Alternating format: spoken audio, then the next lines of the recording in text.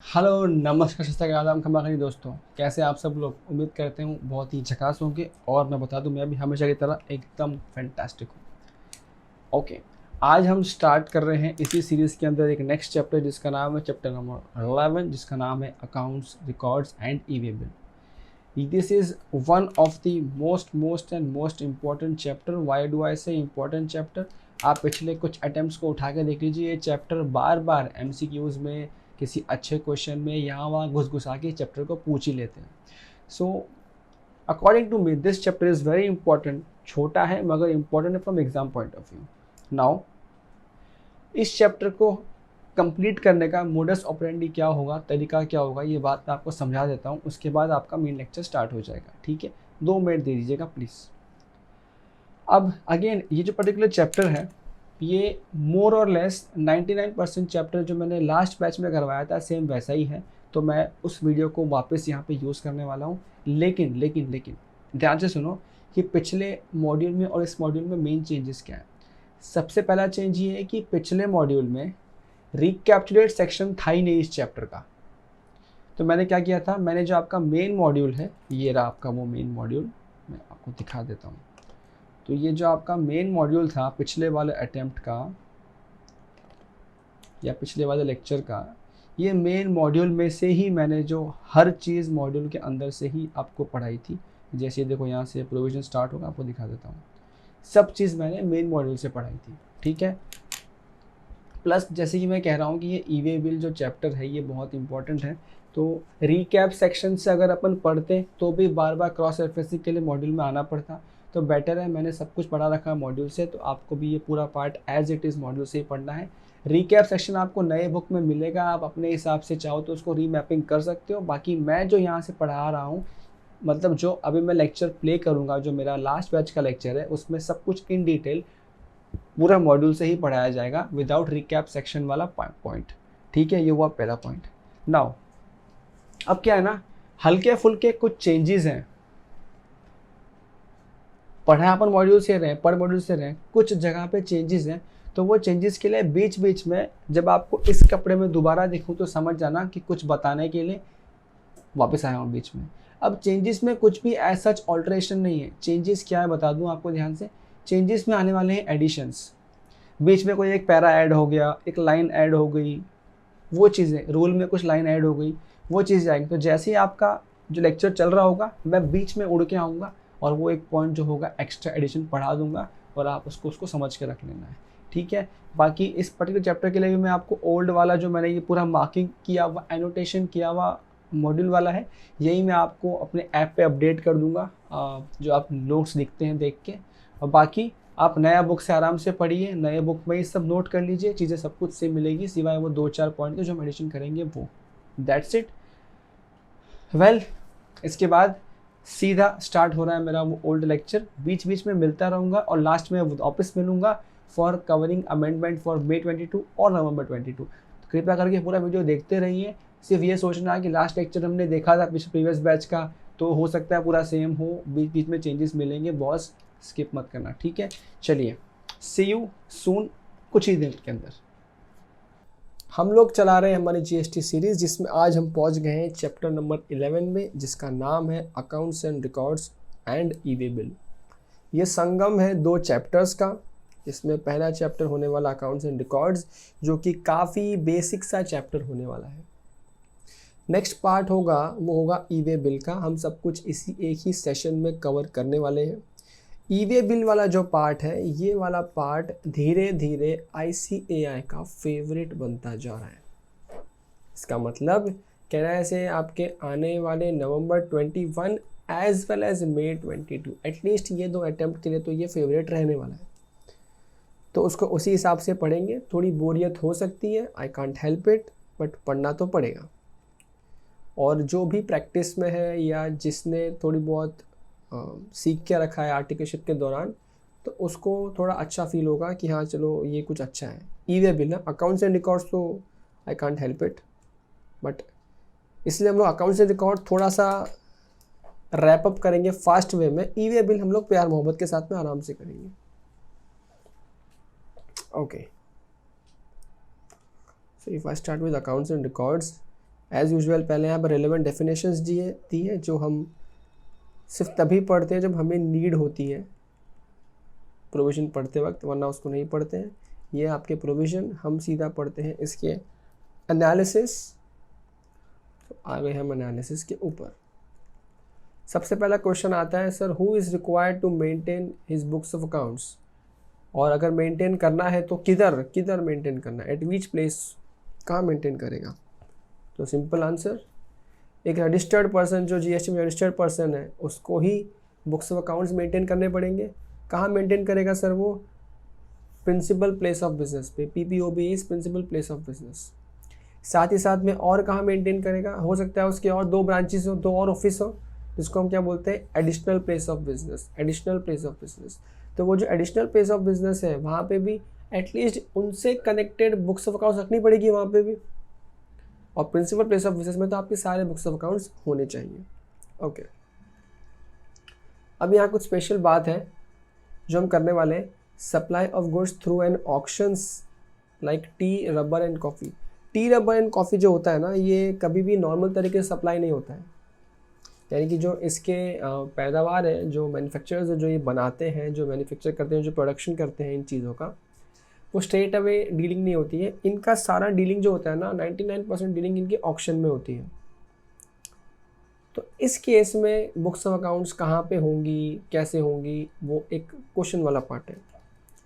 होता है क्या है यहाँ पे, फॉर एग्जांपल ये है कुछ मैन्युफैक्चरर्स जो टी, रबर या कॉफ़ी बनाते हैं, इनको अपना सारा माल लेके यहाँ पे आना पड़ता है, एक प्लेस पे आना पड़ता है, ठीक है। ये है ऑक्शन की प्लेस, ऑक्शन मार्केट बोलता हूँ आपको समझने के लिए। यहाँ पे अब यहाँ पे बहुत सारे रिसिपिएंट बैठे हैं, देखो सप्लायर तो ये लोग हैं, ये बहुत सारे रिसिपिएंट बैठे हैं जो ट्रांजैक्शन करना चाह रहे हैं, जो खरीदना चाह रहे हैं। सो इस केस में यू हैव टू डिसाइड कि अब यहाँ पे कहाँ पे होगा बुक्स ऑफ अकाउंट्स। देखो आइडियली अगर आप सोचोगे, अगर मैं आगे प्रोविजन ना पढ़ूँ तो जितना अब तक पढ़ा है उससे क्या समझ में आता है कि सप्लायर की प्रिंसिपल प्लेस ऑफ बिजनेस क्या है,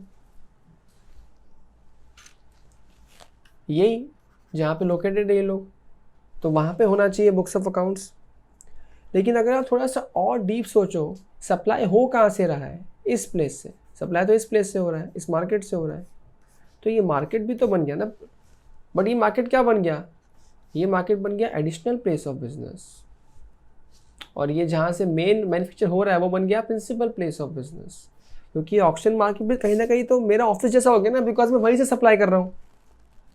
तो बुक्स ऑफ अकाउंट कहाँ रखूँ, इधर ऑक्शन वाले के पास रखूँ कि मेरे ऑफिस में रखूँ, ये एक सवाल बनता है। तो बगा, in case where goods are supplied through an auction like tea, rubber, coffee, the difficulties were being faced by the principal and auctioneer in maintaining books of accounts at each and every additional place of business, है ना। Difficulty क्या आई, difficulty आने वाली ना यार, auctioneer के पास तो 50 लोगों के चाय वाय सब आते होंगे। अब वो किस, सोचो ना, एक जस्ट इमेजिन ना, एक ऑक्शनर है, हम लोग गए, हमको हमारी टी बेचनी है, वो बोलेगा जीएसटी लॉ में लिखा है कि जिस प्लेस से सप्लाई होगा वो एडिशनल प्लेस ऑफ बिजनेस बन जाएगा, और उस प्लेस पे मुझे बुक्स ऑफ अकाउंट रखने पड़ेंगे। तो ला, तेरे कितने का चाय लाया, सब मैं 10 किलो चाय ले गया है, ठीक है, ला मैं तेरा बुक्स ऑफ अकाउंट ले गया साल भर का, ला। वो बोलेगा बुक्स ऑफ अकाउंट रिक्वायरमेंट है जीएसटी लॉ में। एक बात बताओ, क्या हर बंदा उस ऑक्शनर के साथ में अपने बुक्स ऑफ अकाउंट शेयर करने के लिए कंफर्टेबल होगा? नो। कंफर्टेबल की चलो दूर की बात है, क्या इज दिस प्रैक्टिकेबल कि हम इस तरह से बुक्स ऑफ अकाउंट रखवा पाएँ उस एडिशनल प्लेस ऑफ बिजनेस पे? Not practicable. हो सकता है 50 सेलर्स हो जो वहाँ पे अपनी चाय बेचते हो, तो फिर 2 रूम तो अलग से रखने पड़ेंगे वेयर हाउस के वहाँ पे, खाली बुक्स ऑफ अकाउंट्स के। सो ये डिफ़िकल्टी, जैसे आपको डिफ़िकल्टी फील हो रही है, डिफ़िकल्टी इंडस्ट्री को भी फील हुई। कॉन्सिक्वेंटली क्या क्लैरिफाई किया गया, that in such cases principal and the auctioneer may declare the warehouse where such goods are stored as their additional place of business. Buyer is also required to disclose such warehouse as his additional place of business. ये अपने पहले बात कर लिया कि additional place of business तो बताना ही पड़ेगा उसको। ठीक है। उसके बाद में for the purpose of supply of tea through private treaty the principal and auctioneer may also comply with said provisions, ठीक है। Further the principal and auctioneer may maintain the books of account relating to additional place of business at their place of business instead of such additional place of business. भाई simple सी कहानी है, दिक्कत है, दर्द तो समझ में आना ही चाहिए। ये दर्द लॉ मेकर्स को समझा, उन्होंने क्या बोला कि भाई आपकी मर्जी है, आप चाहो तो एडिशनल प्लेस ऑफ बिजनेस यानी कि ऑक्शनर वाले मार्केट में मत रखो books of account, keep it in your books principal place of business, तो भी चलेगा, दिक्कत वाली बात नहीं है। क्या इससे आईटीसी का अवेलमेंट में कोई दिक्कत आएगी? नहीं, आईटीसी आप जैसे अवेल कर सकते थे वैसे ही अवेल कर पाओगे, इसकी वजह से वहाँ कोई दिक्कत आने वाली नहीं है। अच्छा, क्या क्या मेंटेन करेंगे ये सब आपने एकदम कॉमन सेंस, सीए वाले बच्चे, सीएमए वाले बच्चे बहुत कॉमन सेंस से बोल सकते हैं। भाई क्या प्रोडक्शन कितना है किया, मैन्युफैक्चर कितना है किया, वो मेंटेन करेंगे। इनवर्ड आउटपुट सप्लाई कितना, वो परचेज सेल मेंटेन करेंगे, गुड्स का स्टॉक मेंटेन करेंगे, आईटीसी कितना, आउटपुट टैक्स कितना, ये सब मेंटेन करना ही पड़ेगा। रिटर्न कैसे भरोगे? जीएसटी का नहीं तो। कॉमन सेंस वाली बात है, ज़्यादा हम लोग इस पर डेप्थ नहीं जा रहे, ई वे बिल का वेट कर रहे हैं। ये बोल रहा है रिकॉर्ड प्रिस्क्राइब बाय रूल्स। अब कुछ रूल्स ने भी कुछ रिकॉर्ड प्रिस्क्राइब करने के लिए बोला। रूल्स ने क्या बोला? अगर आपने गुड्स या रिसीव सर्विसेज इंपोर्ट एक्सपोर्ट किया उसका डिटेल अलग से रखो, कुछ रिवर्स चार्ज वाला है उसका डिटेल भी रखो, एडवांस रिसीव किया उसका डिटेल भी रखो। अगर आपने गुड्स और किसी जगह पे भी स्टोर किया तो उसका भी डिटेल डिपार्टमेंट को सबमिट करो, वो भी डिटेल रखो। Records which are to be maintained only by supplier other than a supplier opting for composition levy। तो जो नॉर्मल टैक्स पेयर है उसकी बात कर रहा है कि उसको क्या मेंटेन करना होगा, उन सब जो ऊपर लिखा है उसके अलावा। भाई स्टॉक ऑफ गुड तो मेंटेन करना ही पड़ेगा, डिटेल्स ऑफ टैक्सेस पेड या जो पे करेगा वो सब रखना पड़ेगा। फिर बात करते हैं सिंपल, सब कुछ समझ रहा है, सब कुछ कॉमन सेंस के ऊपर चल रहा है। उसके बाद क्या होता है, हम लोग बात करते हैं एजेंट्स की। भाई एजेंट क्या करते हैं? किसी और का माल किसी और को बेचते हैं, तो उनके पास भी कुछ तो होना चाहिए ना। कभी ऑफिस में वहाँ पर जब बता क्या कर रहा है, साहब मेरा तो कुछ नहीं है, सब उसका है। ये सब उसका है क्या? ढक्कन पता क्या है, किसका है, कितने का है, होना चाहिए ना ये सब जानकारी। वो यहाँ पे लिखा है कि पहले बता ऑथराइज है क्या, तू सच में एजेंट है क्या, उसका बता क्या गुड्स है, उसका डिस्क्रिप्शन क्या है, वैल्यू क्या है, क्वांटिटी क्या है, वही सब बेसिक चीज़ है। कितना टैक्स पेमेंट हुआ है, क्या तूने कुछ वसूली किया है, क्या वसूली किया, उस पर टैक्स भरा है क्या, वो सब बता दे हमको, तो बेसिक सी बातें हैं। अच्छा, एक मैन्युफैक्चरर को और एडिशनल क्या मेंटेन करना होगा, ये हम लोग इनकम टैक्स में भी देखते हैं, which are known as quantitative details. जो रॉ मटेरियल आ रहा है कितना क्वांटिटी में आ रहा है, कितना यूटिलाइज हो रहा है, वो सब चीज़ें भी आपको मेंटेन करनी होती है अगर आप कौन हो, मैन्युफैक्चरर। एक सर्विस प्रोवाइडर को क्या मेंटेन करना जरूरी है एडिशनली, क्वांटिटेटिव डिटेल्स की कितना इनपुट वो यूज़ कर रहा है गुड्स का, सर्विसेज का, in providing his services. Works contract वाला वो क्या मेंटेन करेगा? अरे भाई सिंपल सी कहानी है, किसके बिहाफ पे काम कर रहा है उसका सब डिटेल मेंटेन करेगा, कहाँ का कॉन्ट्रैक्ट है वो मेंटेन करेगा, डिस्क्रिप्शन वैल्यू क्या है वो मेंटेन करेगा, क्या बनाने वाला है वो मेंटेन करेगा, किसके लिए बना रहा है, कितना एडवांस रिसीव किया, नेम एंड एड्रेस क्या, सब कुछ मेंटेन करेगा। जिसकी जो जिम्मेदारी हो वह वो मेंटेन करे। Records to be maintained by owner और operator of godown और warehouse and transporter। कभी कभी क्या होता है ना, हम लोग खुद का गोडाउन नहीं बनाते। What we do is rented godown में मिलते हैं। रेंटेड मतलब हायर्ड गोडाउन मिलते हैं, जहाँ पे हम लोग एक स्पेस लेते हैं खाली, ठीक है। हो सकता है एक एक्स नाम का गोडाउन हो, वहाँ पे 5 लोग एक साथ अपना माल रख रहे हैं सेपरेट स्पेसिस पे, तो वहाँ पे संभालने वाला बंदा तो एक ही होता है, जिसको हम क्या बोलते हैं, गोडाउन ऑपरेटर बोलते हैं। तो वो जब भी कोई उसके पास पहुँचे वो ऐसे नहीं बोल सकता है कि साहब मेरे को नहीं पता साहब, ये वो रख के गया है, वो ए का होगा, शायद ये बी का होगा, शायद ये डी। क्या शायद वाले, तू ऑपरेटर है। हमने पहले लिख दिया है जीएसटी एक्ट के अंदर कि ऑपरेटर जो होगा वो भी सेक्शन 35(2) रेलवे रूल 58 के तहत तेरे को डिटेल रखनी पड़ेगी, किसका माल रखा है, कहाँ से लाया है, कितना है। ऐसा नहीं कि बस साहब मेरे को नहीं पता, ऐसे कैसे तेरे को नहीं पता। देख रहे हो जीएसटी एक्ट को कितना सूझबूझ से बनाया है, मतलब एक भी बंदा छूट ना पावे। अब बिजनेसमैन दिमाग लगा के ऐसा कर सकते हैं, क्या करेंगे, वो ऐसा बोल देंगे। वहाँ पे एक देहाती को रख देंगे, अनपढ़ गंवार को, उसके पास जीएसटी ऑफिसर पहुंचेगा, वो बोलेगा साहब मेरे को नहीं पता। तो पहले ऐसा होता था, तेरे को नहीं पता, ठीक है मालिक को बुला, अब ऐसा तेरे को नहीं पता ना, ठीक है चल निकल यहाँ से, सब माल जब्त कर लेते हम लोग काम करते। तो अब चीज़ें बहुत अलग हो गई हैं।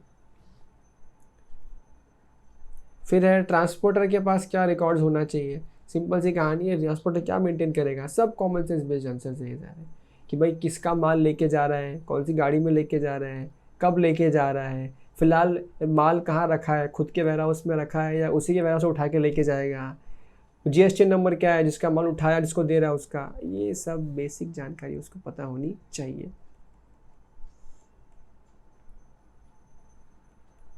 अच्छा, records to be maintain by custodian और क्लियरिंग एंड फॉरवर्डिंग एजेंट। ये तो CHA है आपका, ये तो CHA है आपका, जो आपको ये सब कस्टम में आएगा। कस्टोडियन भी कस्टम वाले चैप्टर में आएगा। बेसिकली क्या होता है, जब आप माल बाहर से इंपोर्ट करते हैं तो जब तक आप उसको छुड़वा नहीं लेते, वो माल कस्टोडियन के निगरानी में उनके पास पड़ा हुआ होता है। तो भाई आपने जैसे एग्जांपल मुंबई पोर्ट की बात करते हैं, एक दिन में hundreds of people mall import करते हैं, महीने में हज़ारों लोग माल इंपोर्ट करते हैं, साल में लाखों लोग माल इंपोर्ट करते हैं। तो क्या वो कस्टोडियन कैन बी सो बिंदास, अच्छा ये सब माल आया पड़ा है, कोई एक बंदा आया, तेरा कौन सा है, हाँ सर वो वाला है, दे दे मेरे को, ऐसा होता है क्या? नहीं बाबा, जिसका जो माल है रिकॉर्ड मेंटेन कर, कॉमन सेंस। हालांकि कस्टोडियन और क्लियरिंग हाउस एजेंट सब आएगा कस्टम वाले पार्ट में। Okay, how the records and how the accounts and records will be maintain. अच्छा एक सेकेंड, ऊपर मैंने कुछ मिस तो नहीं किया।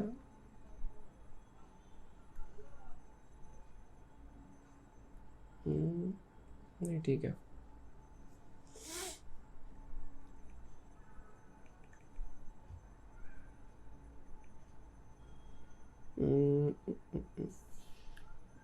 वो बोलता है रिकॉर्ड्स कैसे मेंटेन करने का।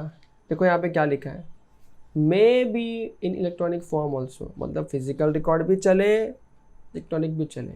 इसके ऊपर एक केस हुआ था, खुद अपने ही क्लाइंट का केस हुआ था, जहाँ पे क्या हुआ था, जो जीएसटी ऑफिसर्स हैं वो क्लाइंट के प्रीमाइसिस में पहुँच गए थे, और प्रीमाइसिस में पहुँच के उन्होंने कहा लाओ तुम्हारा बुक्स ऑफ अकाउंट दिखाओ, नहीं सॉरी उन्होंने बोला लाओ तुम्हारा परचेज रजिस्टर दिखाओ, लाओ तुम्हारा सेल्स रजिस्टर दिखाओ, लाओ तुम्हारा कैश बुक दिखाओ।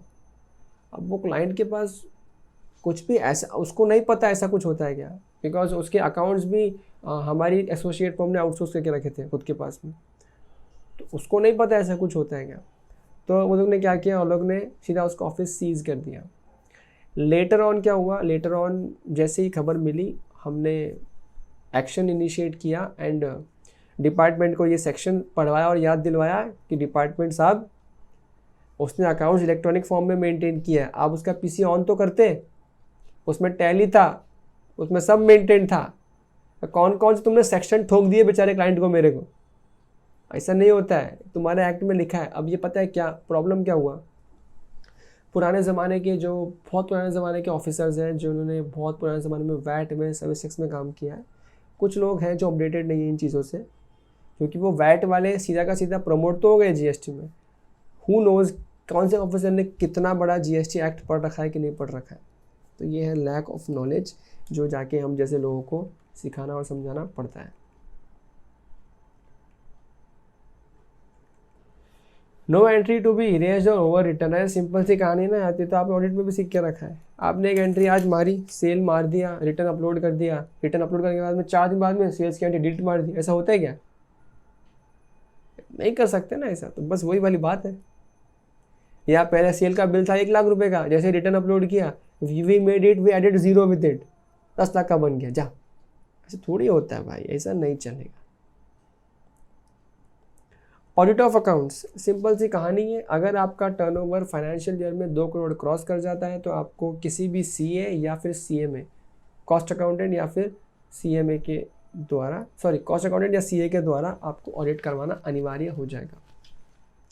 ये याद रहे, जैसे आप ऑडिट में सीख के रखा है, अगर कोई गवर्नमेंट पीएसयू है या कोई लोकल अथॉरिटी है तो उनकी जो कंपनी होगी वो कभी भी ये नॉन सीए ऑडिट नहीं कर सकता, वहाँ पे सी एंड एजी बीच में आता है और वही ऑडिट करवाते हैं, तो ये चीज़ ना भूलिएगा। अच्छा, साथ में क्या सबमिट करना होगा इलेक्ट्रॉनिकली, आपका जो एनुअल अकाउंट्स होता है ऑडिट किया हुआ वो, और एक रिकन्सिलेशन स्टेटमेंट जो सर्टिफाइड हो उसी सीए के द्वारा कि भैया मैंने सब चेक किया है, चीज़ें बराबर है, जितना क्लेम किया है उतना ही GSTR1 GSTR3 भी में सब प्रॉपर है, जो मैच नहीं है वो अनमैच क्यों है उसका प्रॉपर जस्टिफिकेशन के साथ में सब चले जाना चाहिए। अच्छा sir, books of account maintain नहीं किया तो क्या होगा? सेक्शन 73 और 74 में तुम्हारे खिलाफ एक्शन इनिशिएट किया जाएगा। अब उस 73 74 है ना, बहुत गंदे सेक्शन है जीएसटी के। यहाँ पे आपसे हर प्रकार की वसूली करी जाती है, तो कोशिश कीजिएगा आपके पास जब भी कोई नोटिस आए ना 73 74 लागू हो के ना आए। कई बारी लागू हो के नहीं आता, सिर्फ उसकी धमकी आती है कि आपने रिप्लाई नहीं किया ना, we will invoke section this and this. तो ध्यान दीजिएगा, वो खतरनाक सेक्शन है। कितने साल के लिए अकाउंट्स मेंटेन करना है, तो जीएसटी वाले बोलते हैं हमको साल गिनती करना नहीं आता, हमको नहीं आता। हम क्या बोले 72 मंथ्स के लिए रिटेन करना। अब ये मैंने क्यों बोला, एमसीक्यू में साल नहीं, ये मंथ से आएगा तो keep this in mind, 72 months.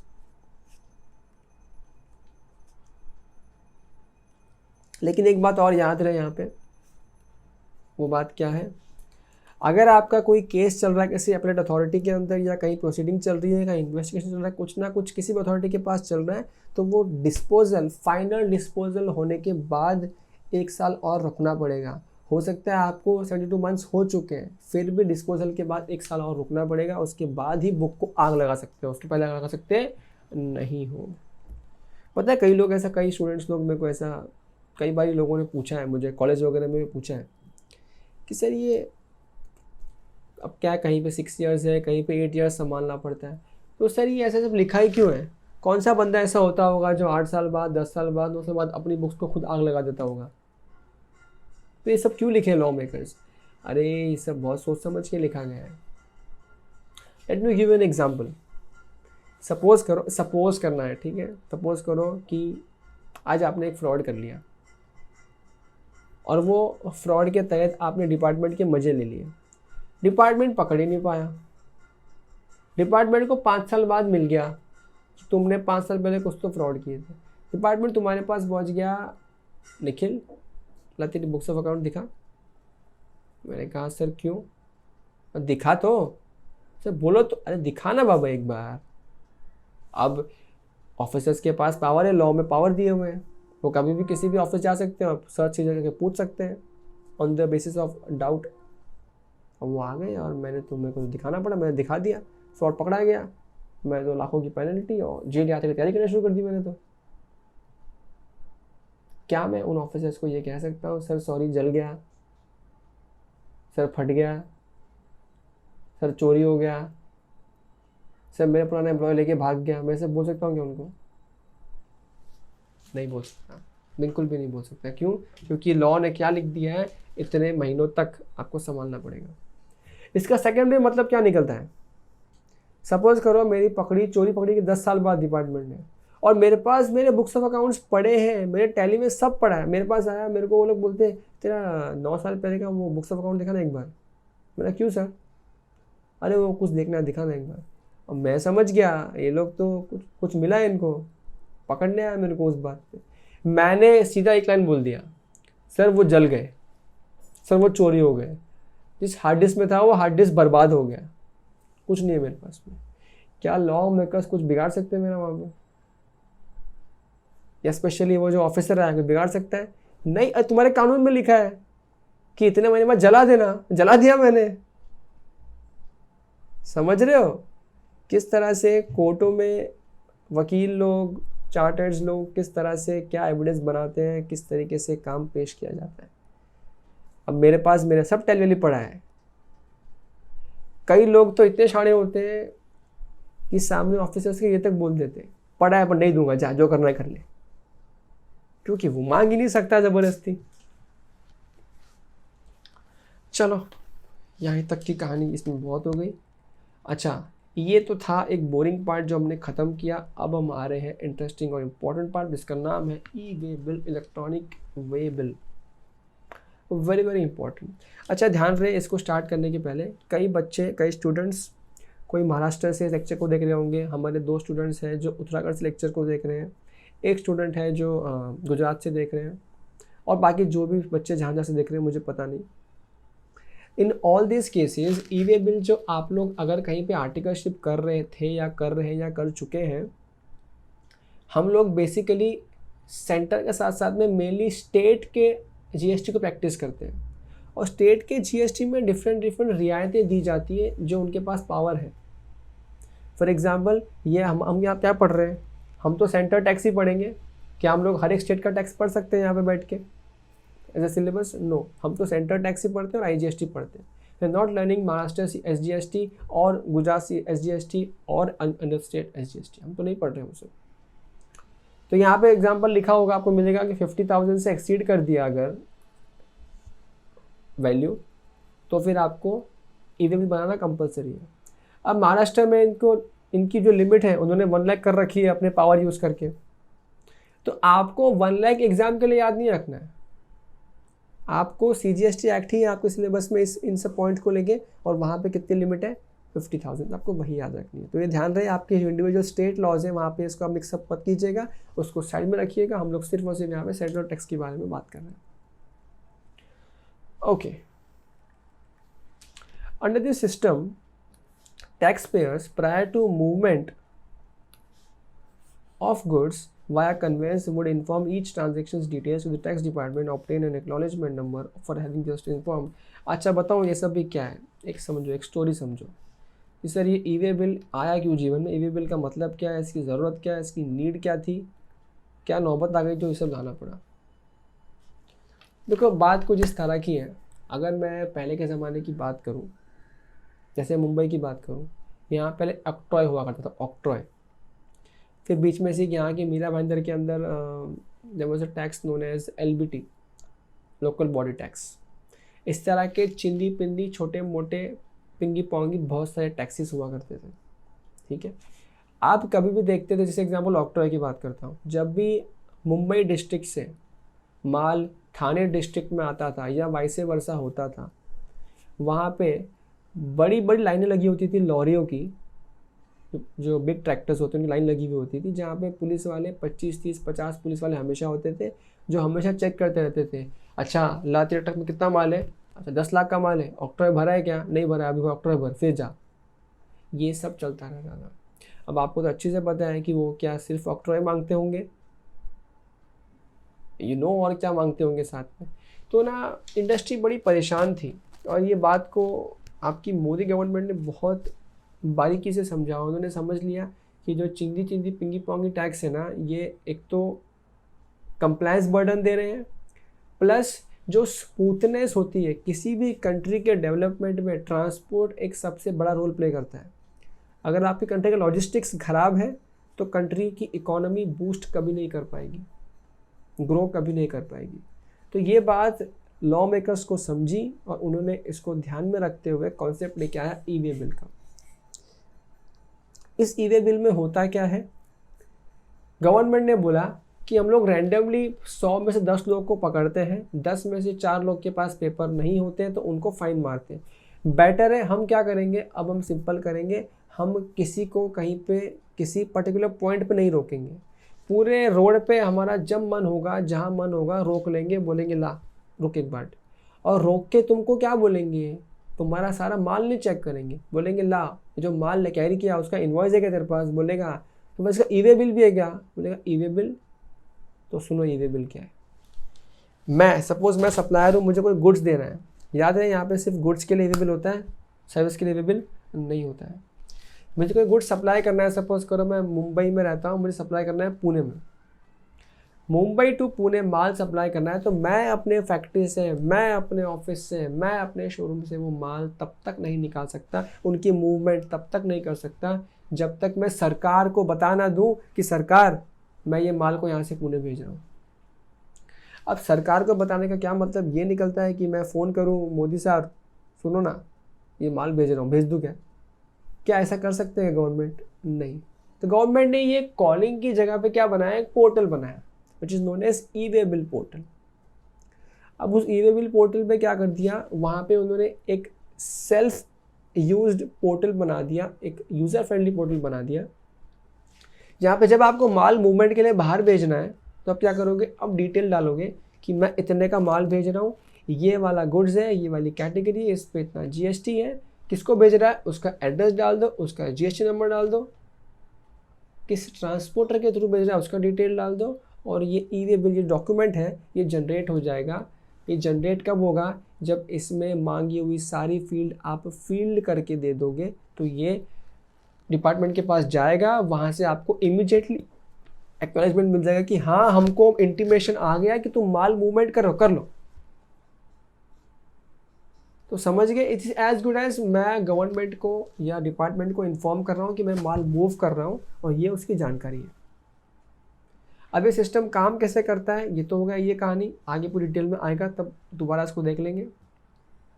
अब इस सिस्टम का मज़ा क्या है, किसी भी चेक पोस्ट पे कहीं कोई माल हर बार हर तरीके से पकड़ा नहीं जाता, आपके लॉरी को रोकते हैं, आपसे इनवॉइस और ईवे मांगते हैं।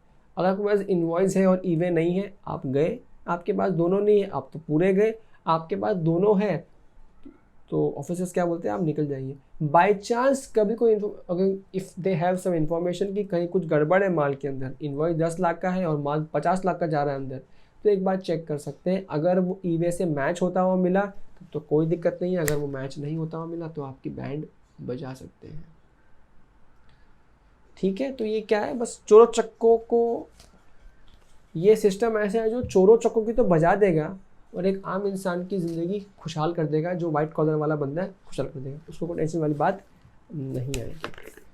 आई होप ये आइडियोलॉजी समझा पूरे ईवे बिल का।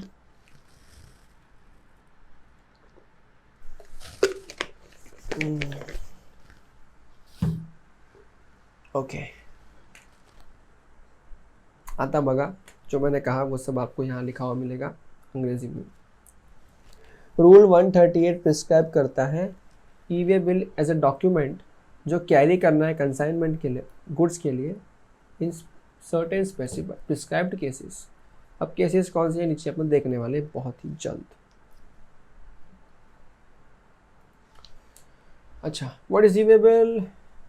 E-way bill is an electronic document generated on the GST portal evidencing movement of goods। अच्छा, इन्होंने लिखा है GST पोर्टल, बट ये आपका वो जो GST पोर्टल जिस पर रिटर्न भरते हैं वो पोर्टल नहीं है, ये आपका स्पेशली ई-वे बिल वाला पोर्टल है। ये अलग पोर्टल बनाया गया है, ये वो पोर्टल है। ओके, अच्छा, ई-वे बिल का बेनिफिट क्या है जो हम सीख चुके हैं, वही चीज़ है कि इंटरफेरेंस नहीं होगा, डिजिटल ज़्यादा अच्छा हो जाएगा, फास्टर मूवमेंट ऑफ गुड्स हो जाएगा, लॉजिस्टिक बेटर हो जाएगा।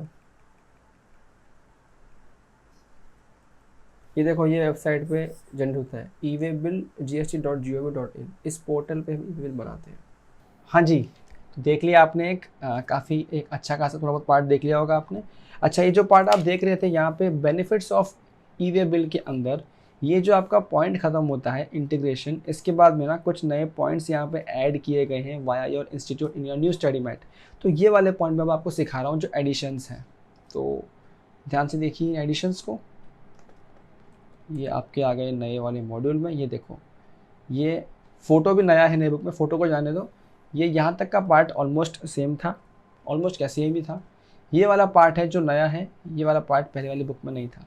देखो मैंने जो मार्किंग किया, जो ऑरेंज मार्किंग से शुरू हो रहा है ये नया है, एडिशन है, और जहाँ से तक ये ऑरेंज मार्क ख़त्म हो रहा है ये वाला पार्ट ख़त्म हो रहा है। ठीक है, तो ये वाला पार्ट अभी हम सीखने वाले हैं इस पर्टिकुलर हल्के छोटे मोटे बाइट में। फाइन, ध्यान से देखो, registration requirement of the person generating the e-way bill. अब देखो, एक प्री रिक्विजिट, एक कंडीशन क्या थी कि अगर आपको ई-वे बिल जनरेट करना है तो you need to be registered person. एक रजिस्टर्ड पर्सन ही सिर्फ ई-वे बिल जनरेट कर सकता है। फिर यानी कि सर रजिस्टर्ड पर्सन कौन हो सकता है? अब देखो, इन दैट केस जो बंदा सप्लायर कर रहा है that can be registered person, तो वो जनरेट कर लेगा, या फिर जो रेसिपिएंट रजिस्टर्ड पर्सन है वो कर लेगा, या ट्रांसपोर्टर रजिस्टर्ड पर्सन है तो वो कर लेगा। सर दिक्कत वहाँ पे आती है जहाँ पे आपको ट्रांसपोर्टर के थ्रू ट्रांसपोर्ट करना है और ट्रांसपोर्टर रजिस्टर्ड नहीं है। अब ट्रांसपोर्टर रजिस्टर्ड नहीं है तो डिटेल्स कैसे आगे जाएगी? और ऐसे केस में जब हम कहते हैं कि ट्रांसपोर्टर भी ई-वे बिल बना सकता है, तो ट्रांसपोर्टर ई-वे बिल बनाएगा कैसे? रजिस्टर्ड तो वो है नहीं। अगर वो रजिस्टर्ड पर्सन ही नहीं है तो ई वे बिल के वेबसाइट पे हाउ विल ही एनरोल? ये वाला प्रोविजन आपको क्या बता रहा है, देखो ध्यान से। देखो रजिस्टर्ड है अगर, तो वो तो जब सिंपल फंडा, रजिस्टर्ड बंदा डायरेक्टली ई वे बिल की वेबसाइट पे जाता है, खुद को रजिस्टर करता है एंड वहाँ से काम शुरू करता है। बट दिक्कत है अनरजिस्टर्ड वालों की। तो यहाँ पे स्पेसिफिकली बात हो रही है अनरजिस्टर्ड ट्रांसपोर्टर्स की। अगर transporter, if the transporter is generating the e-way bill but he is not registered person under the GST law, it is mandatory for him to get enrolled on e-way bill portal before generation of the e-way bill to get 15-digit unique transporter ID called transit।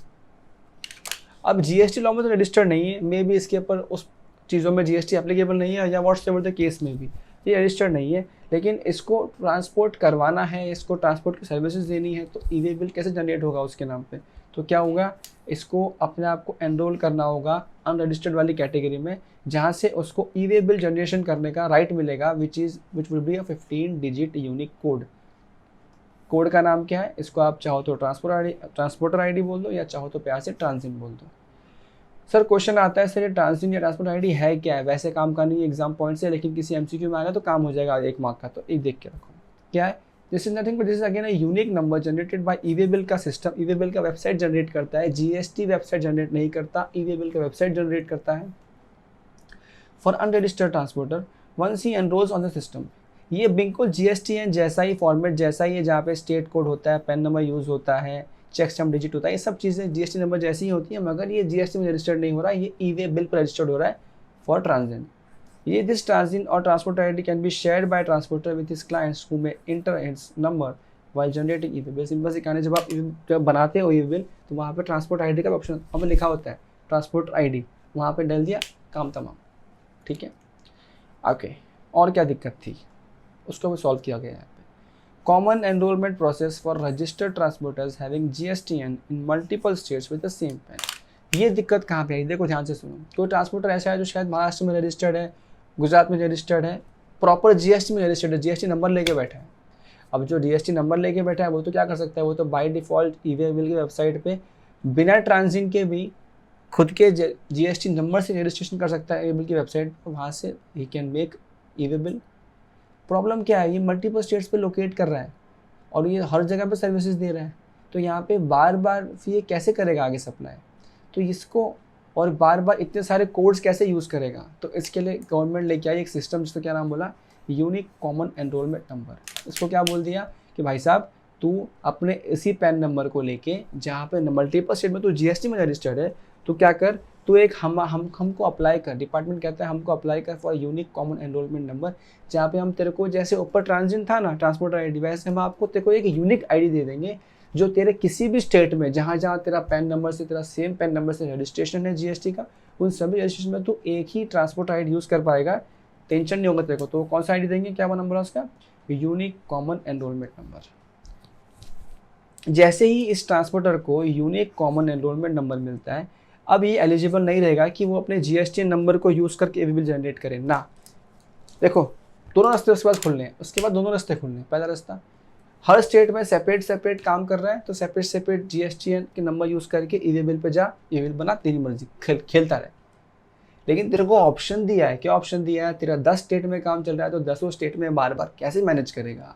बोला एक बार ही सब एक साथ में give application to department कि give me a common unique enrolment number, ताकि मैं अपने हर क्लाइंट को ये दे सकूं और हर स्टेट में मेरा काम हो सके। This common ID would be used only for the purpose of e-way bill and not for GSTN website या नॉट फॉर जीएसटी का रिटर्न्स, ठीक है। ये सिर्फ ई-वे बिल के लिए सहूलियत के लिए दिया गया है। Now this way the transporters who are GST registered can generate a common enrollment number which will allow him to use one registration number for generating the e-way bill and updating part B on the e-way bill throughout the country. Only registered transporters which are having GSTN in multiple states with the same PAN number can register in common enrollment process. Simple सी कहानी है, दिक्कत वाली कोई बात इसमें नहीं है, ठीक है। तो ये था एक पार्ट जो एडिशन था, ये मैंने आपको बता दिया। इसके बाद दोबारा आप जहाँ से मैंने आपको रोका था मेरे उस लेक्चर में, वहीं से लेक्चर दोबारा शुरू हो जाएगा। इसके बाद है ना हल्के फुल्के कुछ एडिशंस हैं, अब मैं उसके लिए बीच में नहीं आऊँगा, बिकॉज कोई बड़ा एडिशन नहीं है, वन लाइनर एडिशन है। अब तो मैं क्या करूँगा, अब मैं बीच में नहीं आ रहा, अब मैं सीधा जो लेक्चर अब आपका चलेगा इसके बाद उस लेक्चर के एंड में आऊँगा, जहाँ पे जो वन लाइनर्स जो हैं उनको भी मैं ऐड करवा दूंगा, दिखा दूंगा कि वो वन लाइनर्स कहाँ कहाँ पे ऐड करने हैं। जो नए बुक से पढ़ रहे हैं वो तो बाय डिफ़ॉल्ट उसी में देख लेंगे, वो उनको नोट हो जाएगा सीधा सीधा, और जो ओल्ड बुक से पढ़ रहे हैं वो लाइन कहाँ ऐड करनी मैं आपको समझा दूंगा, ठीक है। और उसके बाद इमीडिएटली बाद अमेंडमेंट्स भी कवर कर लेंगे, एक नन्ना मुन्ना सा अमेंडमेंट है मगर ये इंपॉर्टेंट है, उसको भी कवर कर लेंगे एंड हम चैप्टर खत्म कर देंगे। तो चलिए बैक टू योर लेक्चर। अच्छा, ई वे बिल जनरेट कब करना है? क्या हर इंसान को करना है? नो। जब भी आपको गुड्स का मूवमेंट करना है और जो कंसाइनमेंट में, देखो यहाँ पे क्या लिखा है, ध्यान से पढ़ना क्या लिखा है इधर। कंसाइनमेंट वैल्यू अगर एक्सीड कर रहा है मोर देन 50,000 से, कंसाइनमेंट वैल्यू है। क्या यहाँ पे इनवॉइस वैल्यू बोल रहा है? क्या ये टैक्स इनवॉइस बोल रहा है? नहीं, कंसाइनमेंट का वैल्यू अगर 50,000 से ज़्यादा है, अच्छा ये 50 के अंदर है ना, टैक्सेस भी आ गए साथ में। फॉर एग्ज़ाम्पल सपोज़ करो आपका 45,000 का बिल है, उसमें आपने जीएसटी चार्ज किया है, अंडरस्टैंडिंग सिंप्लिसिटी के लिए आपने जीएसटी चार्ज किया, जो उसमें 20%, तो कितना का 9,000 चार्ज किया। टोटल अमाउंट कितना बन गया बिल का? 45, 55, 54,000। तो आपको ये चेक करना है मोर देन 50 के लिए, ये नहीं चेक करना है, समझा? तो अगर ये जो टोटल अमाउंट है ये 50,000 से ज़्यादा है तो आपको करना पड़ेगा। अच्छा, क्या ये जब सेल करेंगे तभी ई वे बिल चाहिए? ना बाबा ना, सेल करेंगे तब तो चाहिए ही चाहिए, अदर देन सेल के लिए भी चाहिए, अदर देन सेल के लिए भी चाहिए। मैं ये बॉटल 1 लाख की बॉटल है, ये मैं अपनी दूसरी ब्रांच में भेज रहा हूँ, बेच नहीं रहा, भेज रहा हूँ, ई वे बिल चाहिए क्या? यस चाहिए, यस चाहिए। क्यों? क्योंकि भले ही मैं सप्लाई नहीं कर रहा, अदर देन सप्लाई के वो भी कवर्ड किया, ई वे बिल चाहिए। मेरे को ये माल मेरे ऑफिस फैक्ट्री से निकालना, ई वे बिल बनाना अनिवार्य है। दूसरा, कभी कभी क्या होता है कि हम लोग माल जिससे खरीद रहे हैं ना वो तो अनरजिस्टर्ड है, मगर हम तो रजिस्टर्ड है ना। तो अब मैंने कोई इनवर्ड सप्लाई किया, मैंने कोई परचेजेस किया है, परचेजेस। अब वो अनरजिस्टर्ड पर्सन तो ई वे बिल कैसे बनाएगा? उससे फ़र्क नहीं पड़ता, मैं बनाएगा, लेकिन ई वे बिल चाहिए। मूवमेंट कर रहे हैं ना, ई वे बिल चाहिए। अब मूवमेंट मैं करूँ या मूवमेंट करवाऊँ किसी से, ई वे बिल चाहिए। It is important to note that information is to be furnished prior to commencement of movement of goods and is to be issued whether the movement is in relation to supply or for its other than supply। भाई movement के पहले आपको बनाना पड़ेगा ई way bill और बताना पड़ेगा कि ये सेल या सप्लाई की वजह से है या किसी और वजह के वजह से है। क्या आप जाग रहे हो? ओके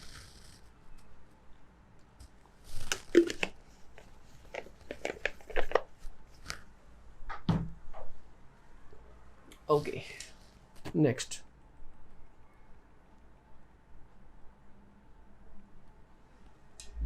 अच्छा, who causes movement of goods? देखो एक फंडा बहुत सिंपल समझ के चलो, आगे कंफ्यूजन नहीं होगा। सर कौन बनाएगा ये वे बिल? जो सप्लायर किया वो भी बना सकता है, जो रिस्पेक्ट है वो भी बना सकता है, और दोनों ने नहीं बनाया तो जो ट्रांसपोर्टर है वो भी बना सकता है। ई वे बिल बनना ज़रूरी है। सर इसका मतलब ये है क्या कि सब लोग बना सकते हैं? ना बाबा ना, एक मूवमेंट पे एक ही ई वे बिल बनेगा, कोई भी बना सकता है। लेकिन एग्जांपल ले लो, रिसिपेंट रजिस्टर्ड नहीं है, बना सकता है वो? बना सकता, सप्लायर बनाएगा। सप्लायर भी रजिस्टर्ड नहीं है, ट्रांसपोर्टर तू बनाएगा, ई वे बिल तो बनाएगा। तीनों भी रजिस्टर्ड नहीं है तो बच गए। हालांकि ऐसी चीज़ें बहुत कम होती है। चलो आगे केस दिखाता हूँ तो ज़्यादा समझा पाऊँगा। कंसाइनमेंट वैल्यू म्हणजे काय, वो बता रहा है कि आपकी जो वैल्यू ऑफ गुड्स है वो ले लेंगे, जो इनवॉइस में डिक्लेयर किया बिल ऑफ सप्लाई में या डिलीवरी चालान में जिसमें भी वो वैल्यू ले लेंगे। सेंट्रल स्टेट यूनियन टेरिटरी का जो टैक्स है वो सब टैक्सेस भी ऐड कर देंगे, लेकिन इट विल एक्सक्लूड, क्या नहीं आएगा उसमें, value of exempt supply of goods. But the invoice is issued in respect of both exempt and taxable goods. भाई अगर एक इन्वॉइस पूरे के लिए इशू किया है तो एग्जेम्प्ट वाला पार्ट हम लोग उसमें 50,000 की लिमिट में ऐड नहीं करेंगे। ठीक से ये बगा। In case of movement of goods for reason other than supply, है ना, मैंने कहा ना जैसे बेचना नहीं, क्या है मेरे को रीज़न, सिर्फ भेजना है। The movement is occasioned by means of a delivery challan which has necessarily contain the value of goods. The value given in the delivery challan should be adopted in the e-way-bill. Simple सी कहानी है। देखो ना, मैंने अपनी branch को जो ये बॉटल भेजा था, बेचा तो नहीं, ये भेजा था, तो इसका जो भी वैल्यू है वो वैल्यू आना चाहिए ई-वे बिल के अंदर, रिफ्लेक्ट हो जाना चाहिए। ध्यान रखना, ई-वे बिल बनाने का मतलब ये नहीं कि आपको टैक्सेस भरने हैं।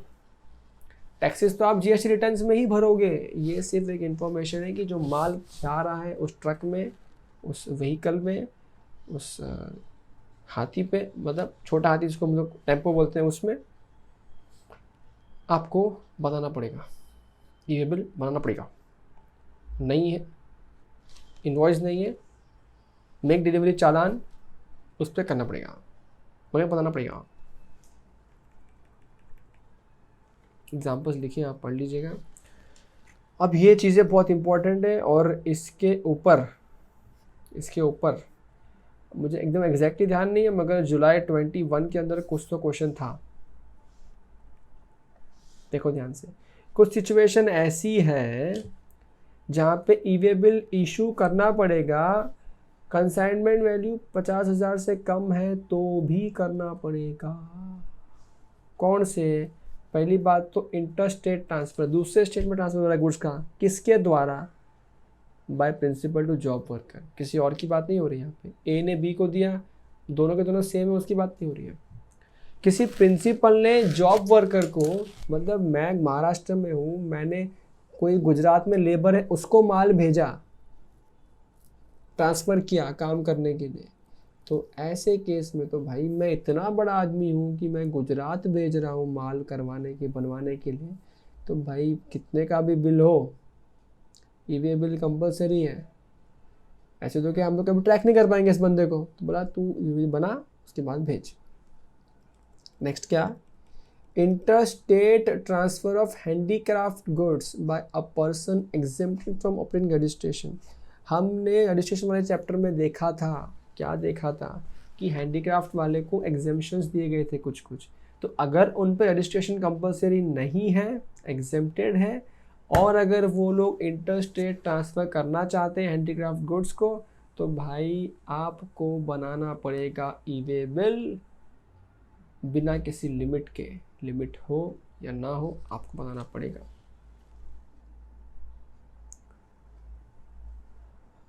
ओके अच्छा, अब नेक्स्ट है e way bill in case of bill to ship to model. अब देखो bill to ship to model में क्या होता था, जैसे एग्जांपल यहाँ पे लिखा हुआ है, ये जो ए है, ये ए ने ऑर्डर दिया बी को कि माल दे दे, और क्या बोला ए ने बी को कि तू माल सी को दे दे, मेरे बिहाफ पे सी को दे दे।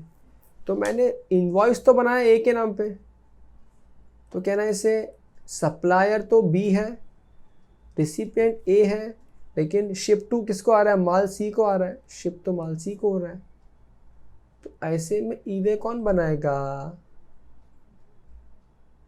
सिंपल है, बताऊं सिंपल, या तो ए बना ले, या तो सी बना ले, तो बी बना ले। बनाना मत भूलना भाई, जिसको बनाना है बनाओ, ठीक है।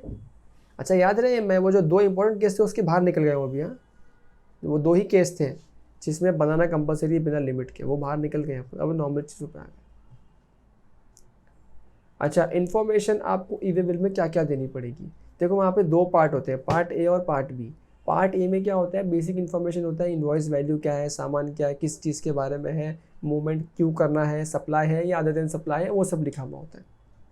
पार्ट बी में क्या होता है? उसमें डिटेल होता है व्हीकल्स का, जो अगर ट्रांसपोर्टर चाहे तो ट्रांसपोर्टर भरता है, और जो बनाता है चाहे तो वो खुद भर सकता है, डिटेल हो तो वो खुद भर सकता है। इसमें डिटेल लिखी हुई होती है कि गाड़ी नंबर क्या है, कौन से ट्रैक पे जा रही है, कहाँ से कहाँ जा रही है, सब लिखा हुआ होता है उसमें।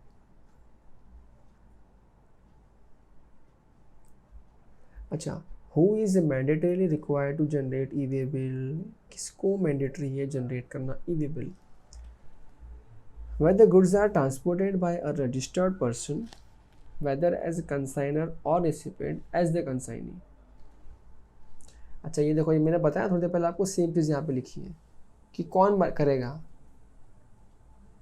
रजिस्टर्ड पर्सन ट्रांसपोर्ट कर रहा है तो वो बनाएगा, और या फिर where e way bill is not generated by the registered person and the goods are handed over to the transporter for transportation, तो ट्रांसपोर्टर ई वे बिल बनाएगा। और when the goods are transported by railway, ये important step है, ये जो अलग है, और बाय एयर और बाय वेसल, ऐसे केस में क्या होगा? ऐसे केस में e way bill shall be generated by registered person being the supplier और the recipient who shall either before और after the commencement of movement furnish information in part B. देखो ये इंपॉर्टेंट है, एकदम समझना ध्यान से। क्या बोल दिया मैंने, क्या बोला? अगर हम रेलवे से या हवा से या वेसल से ट्रांसफ़र कर रहे हैं तो क्या कर सकते हैं हम? पार्ट ए तो तुरंत भरेंगे और पार्ट बी चाहें तो कमेंसमेंट के पहले या उसके बाद भी भर सकते हैं। ठीक है, ओके। और एक बात बताओ तुमको, बहुत सिंपल लॉजिक बताऊँ, बहुत सिंपल लॉजिक। सर इसमें ऐसा पार्ट बी बाद में क्यों अलाउ किया? देखो सिंपल है, जब आप रेलवे से माल भेजते हो तो आप तो रेलवे में माल रख के आ जाते हो, ये माल मेरे को उस दूसरे स्टेट में पहुंचाना है। आपको नहीं पता होता कि वो माल कौन से रेलवे, कौन सी ट्रेन के कौन से कोच से जा रहा है, तो पार्ट बी भरोगे कहाँ से? कोच नंबर या एग्जाम्पल ट्रेन नंबर डालोगे कहाँ से? सेम एयर की है, आपने तो अथॉरिटीज़ को दे दिया कि आपको एयर से ट्रांसपोर्ट करना है, आपको क्या पता कौन सी फ्लाइट नंबर पर ट्रांसफ़र हो रहा है आपका। इसीलिए कई बार क्या बोलते हैं, आपको पता है तो आप पहले दे दो पार्ट बी, नहीं पता तो ट्रांसपोर्ट शुरू होने के बाद मालूम पड़ जाएगा आपको, तब दे दो पार्ट बी, कोई दिक्कत वाली बात नहीं है। समझू क्या? थोड़ा स्लो करूँ क्या, फास्ट जा रहा है क्या? पक्का? ठीक है। अच्छा, ये इंपॉर्टेंट पॉइंट देख लो, जब हम लोग रेलवे से ट्रांसफ़र करते हैं ना, सिर्फ रेलवे से, तो ई वे बिल साथ में कैरी करने की रिक्वायरमेंट नहीं है गुड्स की, बाकी सब में कैरी करना पड़ेगा साथ में, कि कैरी करना पड़ेगा साथ में। रेलवे में ऐसा नहीं है, लेकिन but railway has to carry invoice और डिलीवरी चालान और bill of supply as a case में अलॉन्ग विद गुड्स। तो रेलवे जब ट्रांसफ़र कर रहा है, अगर उस बोगी को किसी ने पकड़ लिया, किसी ऑफिसर ने पकड़ लिया, तो वो नहीं रोक पाएगा कि ई वे बिल क्यों नहीं है, चलेगा। लेकिन e way bill generated for the movement required to be produce at the time of delivery of goods. क्या बोला मैंने, क्या बोला? अगर आप रेलवे से ट्रांसफ़र कर रहे हो तो ट्रांसफ़र करते वक्त ई वे बिल ना हो तो भी चले, लेकिन आपने जिसको भेजा है ना माल, जिसको बेचा है या भेजा है, जब वो वहाँ से माल डिलीवरी लेगा ना, तो वो डिलीवरी तब तक नहीं देगा रेलवे जब तक आप उसको ई वे बिल नहीं दिखाओगे। ठीक है, तो तब ई वे बिल चाहिए। ये एक स्पेशल केस है रेलवे को लेके। Registered person or the transporter may at his option generate and carry e-way bill even if the value of consignment is less। Simple सी कहानी है ना भाई, 50 के ऊपर मैंडेटरी और जो 2 केस है 50 के नीचे मैंडेटरी है, लेकिन नॉर्मल केसेस में भी समझो अगर आप 50 रुपये का भी माल भेज रहे हो, क्या आप ई-वे बिल बना सकते हो? यस, बना सकते हो। 50 के नीचे का कंसाइनमेंट वैल्यू है तो ऑप्शनल है ना, आपकी मर्जी बनाओ, नहीं मर्जी मत बनाओ, लेकिन 50 के ऊपर के तो बनाना क्या हो जाएगा, मैंडेटरी हो जाएगा।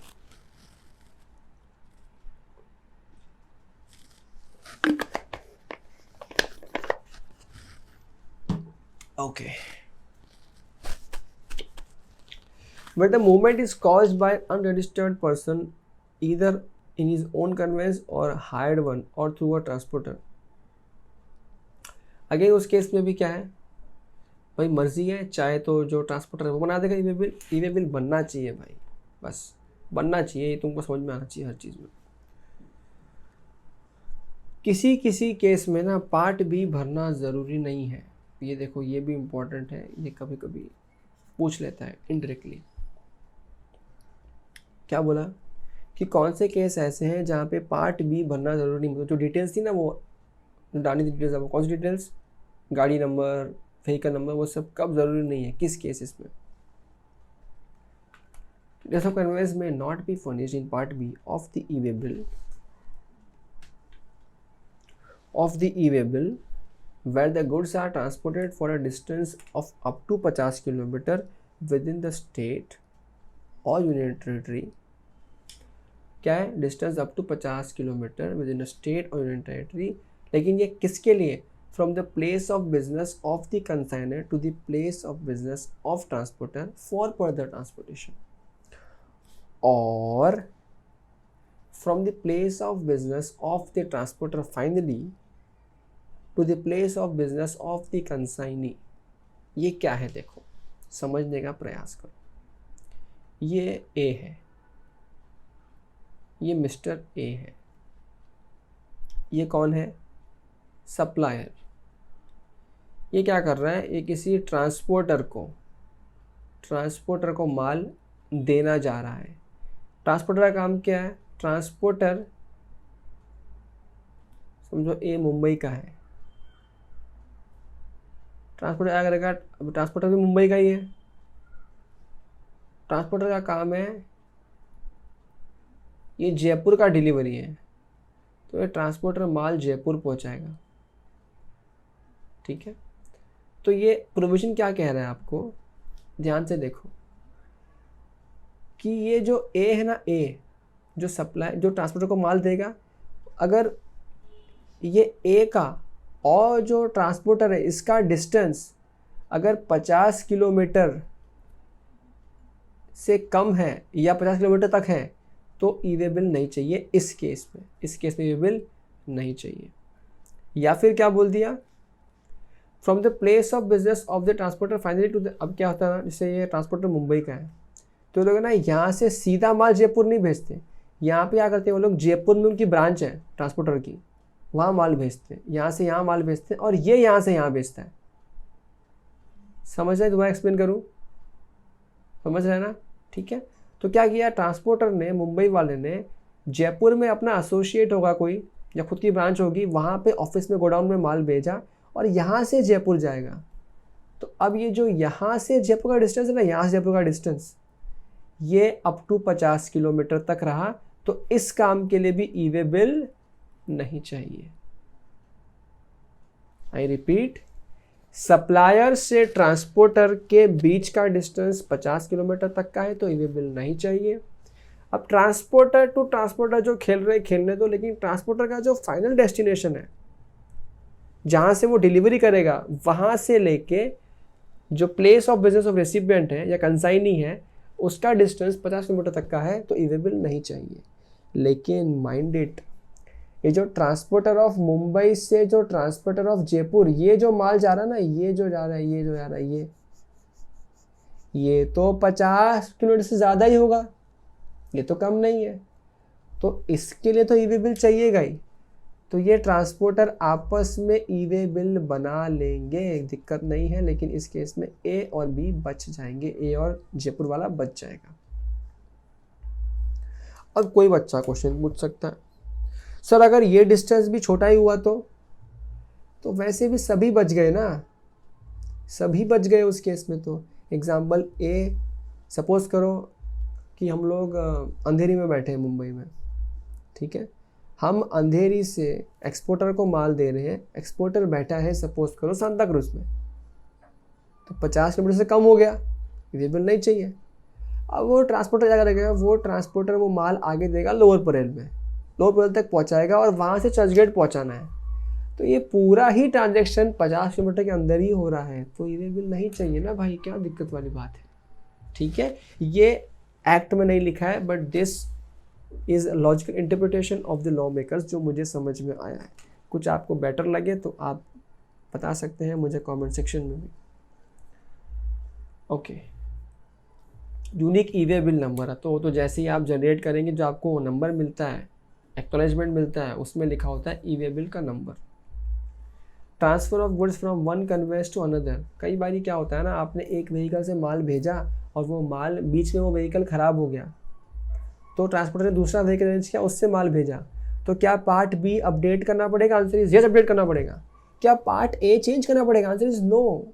पार्ट ए में तो इनवॉइस डिटेल थी चाल से, लेकिन पार्ट बी में व्हीकल डिटेल था, अब वो व्हीकल डिटेल चेंज हो गया है, तो जैसे ही व्हीकल चेंज होगा आपको व्हीकल का डिटेल्स अपडेट करना पड़ेगा, पार्ट भी अपडेट करना पड़ेगा। वो आप करो, ट्रांसपोर्टर करे, एक ही बात है, चाल से।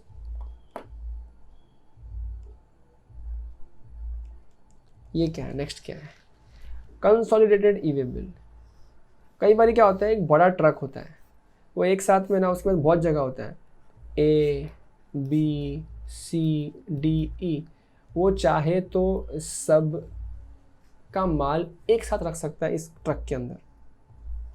तो ऐसे केस में पोर्टल ने आपको पावर दिया है कि ट्रांसपोर्टर चाहे तो इन सब के against he can make one बड़ा बिल, जिसको बोलते हैं कंसोलिडेटेड बिल बोलते हैं। इसको हम लोग प्यार से क्या बोलते हैं, कॉन्सो ई वे बोलते हैं। We call it as conso e way bill.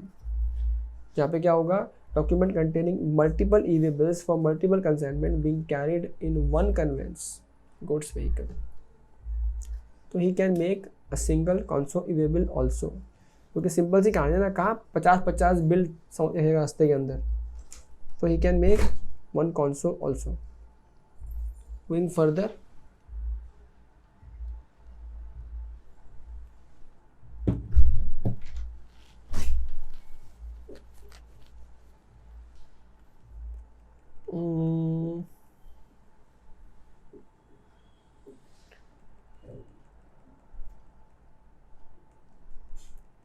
Information submitted for e way bill can be use for filing returns.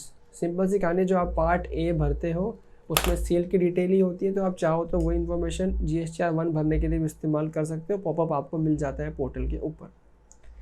Cancellation of e way bill, ये ध्यान रहे, ई वे बिल कभी भी एडिट नहीं होता है। एक बार आपने बना दिया है, अगर मिस्टेक हो गई है तो आपको उसको कैंसिल कर सकते हो, एडिट नहीं होता। कैंसिल भी कब कर सकते हो, अच्छे बात तो ध्यान रहे, अगर आपने जनरेट किया ई वे बिल और गुड्स आपने ट्रांसपोर्ट किए ही नहीं, तो उस केस में क्या होगा, ई वे बिल कैंसिल कर सकते हो इलेक्ट्रॉनिकली 24 आवर्स के अंदर अंदर ऑफ जनरेशन। 24 घंटे में कैंसिल नहीं किया तो ई वे बिल कैंसिल होगा नहीं। एक बात और याद रहे, अगर आपने ई वे बिल नंबर जनरेट किया है तो 15 दिन के लिए वैलिड रहेगा, ठीक है। इसका सिंपल मतलब क्या, if I want I can generate it now and export after 2 days, no problem. Okay, next क्या है, validity of e way bill. ये जो बनाते हैं ई वे बिल, इसकी वैलिडिटी क्या है, कितने दिन के लिए ई वे बिल चलता है। हमने माल निकाल तो दिया फैक्ट्री से, कितने दिन में पहुंचना चाहिए वो माल। तो देखो यहाँ पे 2 चीज़ें चेक करनी है। जो आपका व्हीकल है ना, या तो वो होगा मल्टी मॉडल शिपमेंट वाला व्हीकल या वो होगा normal vehicle. Multi modal shipment वाला पता है व्हीकल कौन सा होता है, कभी अगर आपने नाइट में ट्रैवल किया ना, तो बड़े बड़े हाईवेज़ के ऊपर ना बहुत बड़े बड़े ट्रक जा रहे होते हैं, जो बहुत ह्यूज साइज़ के होते हैं, बहुत बड़े बड़े होते हैं, और वो आप कभी देखते हो ना, उनसे बहुत ट्रैफिक भी जाम हो जाता है। और वो कितना भी कर ले हो, ज़्यादा स्पीड नहीं चल पाते, उनकी स्पीड बहुत कम रहती है। कभी आप ध्यान देना, वो बेचारे ब्रेक भी बड़ी मुश्किल से मार पाते हैं और स्पीड भी बहुत कम चला पाते हैं। तो ऐसे तो बहुत स्लो जाएंगे। तो उनके लिए लिमिट क्या है, उनके लिए लिमिट यहाँ है। अगर वो ओवर डायमेंशनल कार्गो है या मल्टी मॉडल शिपमेंट है, जिसमें एटलीस्ट 1 लाख क्या है, ट्रांसपोर्ट बाय शिप है, अगर वो इस कैटेगरी में फॉल कर रहे हैं, तो हर 20 किलोमीटर के लिए 1 दिन मिलेगा। 20 किलोमीटर तक 1 दिन मिलेगा, और हर 20 उसके बाद या पार्ट देयर ऑफ उस सबके लिए क्या मिलेगा, कि एक एडिशनल दिन मिलता जाएगा।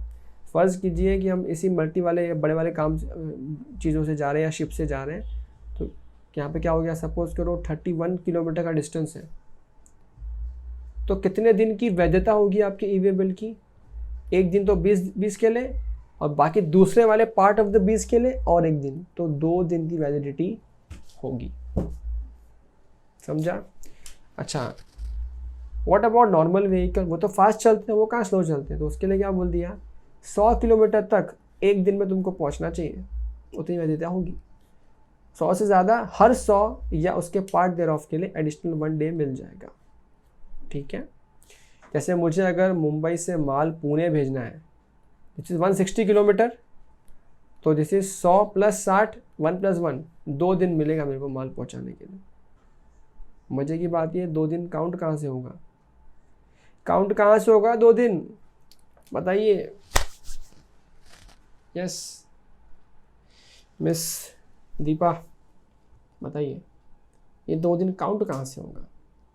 क्या आपको आइडिया है? देखते हैं आपने कितना प्रैक्टिस कर रहे हो। क्या ईवे बिल बनाएंगे वहीं से काउंट करेंगे? वो पीरियड 2 दिन का या 1 दिन का जो भी है, तो कहाँ से काउंट करेंगे?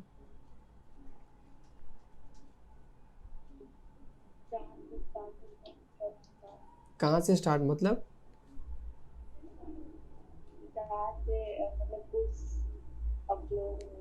हाँ मतलब जिस टाइम पे अपलोड होंगे वहाँ से। और वो कैसे मालूम पड़ेगा किसी को? मैं ईवे बिल अभी बना दिया, 2 घंटे बाद वो गुड्स को ट्रांसपोर्टर को दे रहा हूँ, तो ये 2 घंटे बाद उसको दिया ही कैसे मालूम पड़ेगा?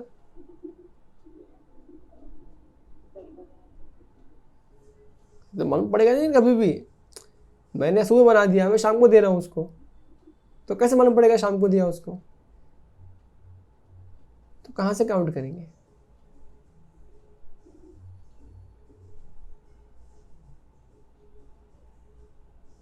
बोल।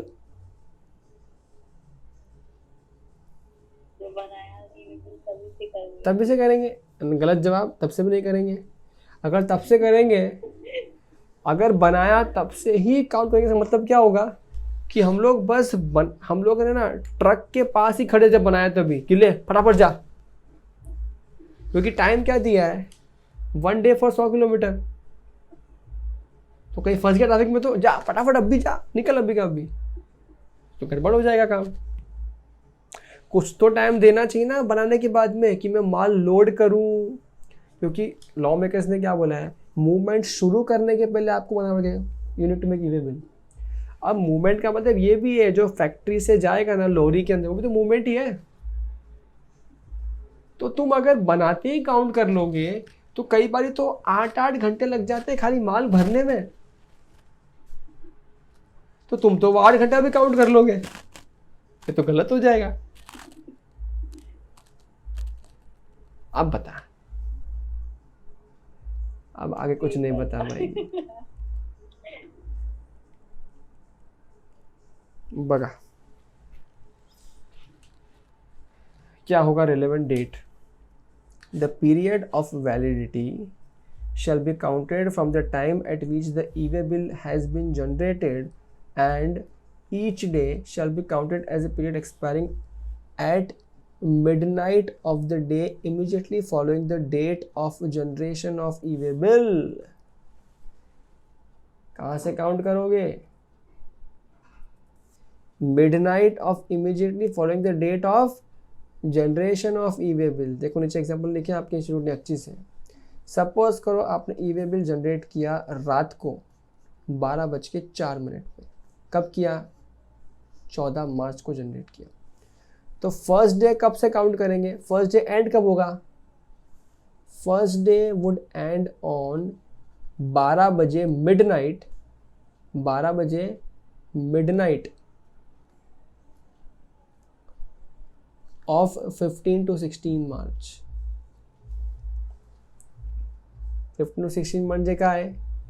जहाँ पे 15 खत्म होता है और 16 शुरू होता है।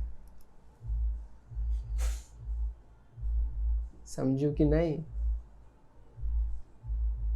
हाँ कि ना?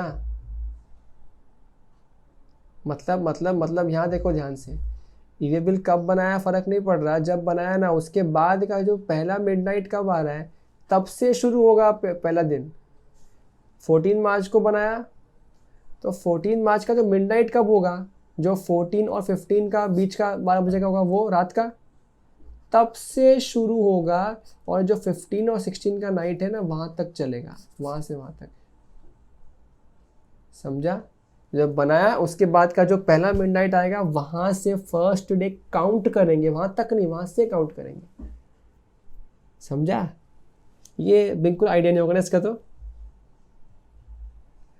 देखो एग्जाम्पल एक और लिखा है। सपोज आपने जनरेट किया रात के 11:58 के ऊपर 14 मार्च को, ठीक है।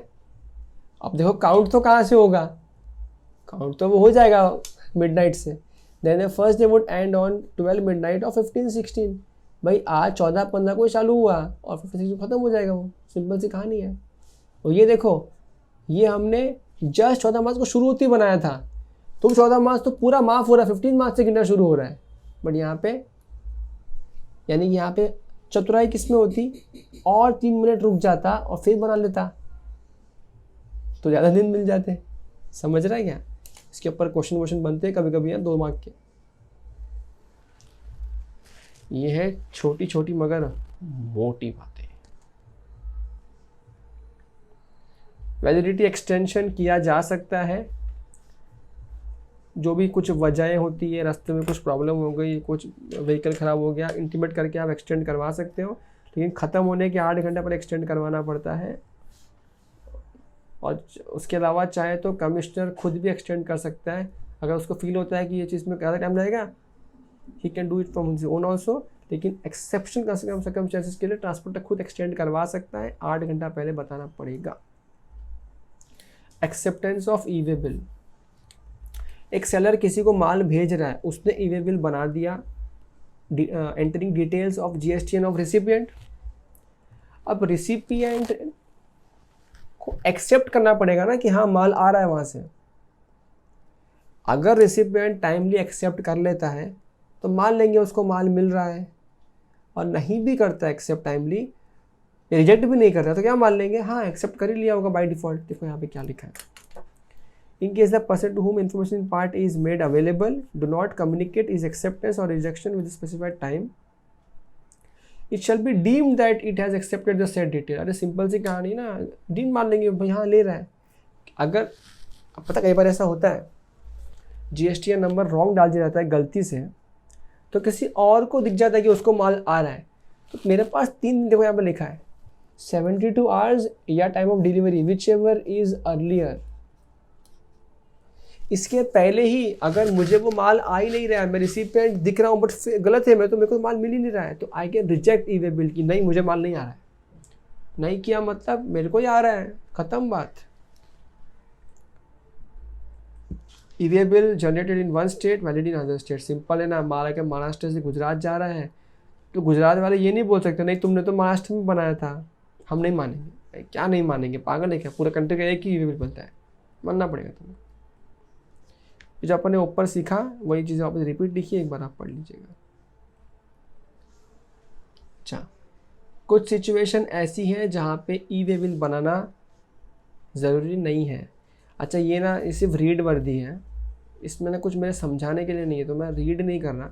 फॉर एग्जांपल अगर आप कोई petroleum liquefied petroleum gas supply कर रहे हो, हाउस होल्ड, पता है घर पे आता था पहले अपना LPG गैस, तो उसके लिए ई वे बिल बनाना कंपलसरी नहीं है। वो जो बंदे हैं वो गैस लिए घूमते हैं ना, जो हाथ गाड़ी में गैस लिए आते हैं घर पे सर्विस धीरे देते हैं, उनको बोला तुम मत बनाओ ई वे बिल मत बनाओ। तो बेसिकली क्या है, ये वो सब लिस्ट है जिन लोगों को फिलहाल एग्जेम्प्ट किया हुआ है to make e way bill. कोई केरोसिन ऑयल बेच रहा है PDS स्कीम के अंदर, मत बना ई वे बिल। ठीक है, तो ये सारा एक बार आप रीड कर लीजिएगा, एक सिर्फ बेसिक पॉइंट्स हैं।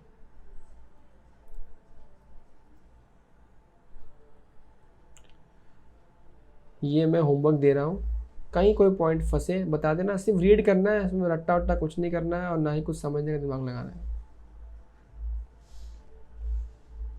ओके, नेक्स्ट क्या है, documents and devices to be carried by a person in charge of conveyance. Sir ये पर्सन इन चार्ज क्या होता है?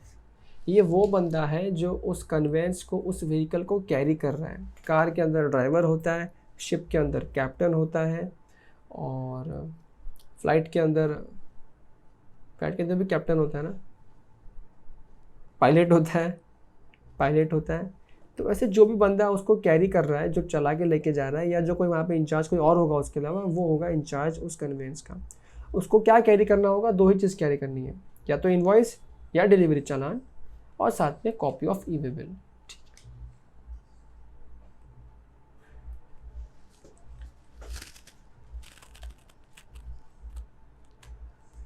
अच्छा, अगर ई इनवॉइस इशू किया गया है तो QR code having embedded invoice reference number in it may be produced electronically for verification of the proper officer. अब अगर ई इन्वॉइस है तो ज़रूरी नहीं है कि उसको जब पकड़ेंगे तो ऑफिसर बोलेगा नहीं मेरे को फिजिकल बिल दिखा, अरे साहब ई इन्वॉइस बनाया है, बोलेगा ठीक है ई इन्वॉइस दिखा दे, समझ गया, सिंपल। ये तो क्या है, क्या था पढ़ाने जैसा उसमें। नेक्स्ट क्या है,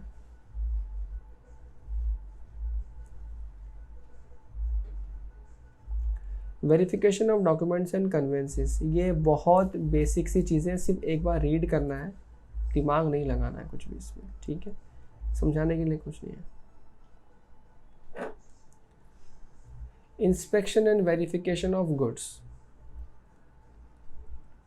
A summary report of every inspection of goods in transit shall be recorded online by the proper officer in Part A of the prescribed form within 24 hours of inspection, and the final report in Part B of the said form shall be recorded within 3 days of such inspection. देखो simple सी कहानी है, आपकी गाड़ी जा रही है, transport हो रहा है, बीच में किसी ऑफिसर ने पकड़ लिया, तो वो जो इंस्पेक्शन उसने किया ना, उसका भी रिपोर्ट उसको सबमिट करना होगा 3 दिन के अंदर कि मैंने बीच में माल पकड़ा था और उसको इंस्पेक्शन किया था।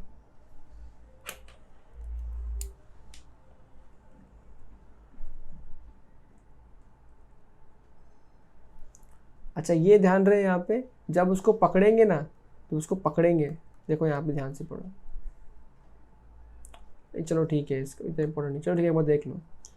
However, the circumstances so warrant the commissioner or any other officer authorized by him may, on sufficient cause being shown, extend the time for recording of the final report in Part B of said form for a further period of not 3 days. Simple सी कहानी है ना, officer ने आपका बीच में रोक दिया, उसने आपके 15 घंटे खराब कर दिए, तो अब आप ऑफिसर को पूछ सकते हो ऑफिसर साहब मेरा ई-वे बिल का वैधता सिर्फ 2 ही दिन का था, 1 दिन तो आपने ख़राब कर दिया मेरा, प्लीज़ एक्सटेंड करके दो वैलिडिटी मेरा, तो वैलिडिटी एक्सटेंड कर देगा, दिक्कत वाली बात नहीं है। बस ये सब बेसिक्स है, वापस से हल्का फुल्का रीड बांध लीजिएगा आप। ये देखो ये मस्त है एकदम, facility for uploading information regarding detention of vehicles etcetera. Where a vehicle has been intercepted and detained for a period exceeding 30 minutes, the transporter may upload the said information in specified form on the common portal. ये मस्त point है। अब देखो department ने, law makers ने सारे प्रावधान कर दिए कि लॉ मेकर्स का नुकसान ना हो, लेकिन क्या पता कि धांधलेबाजी शुरू हो जाए ऑफिसर्स की तरफ से।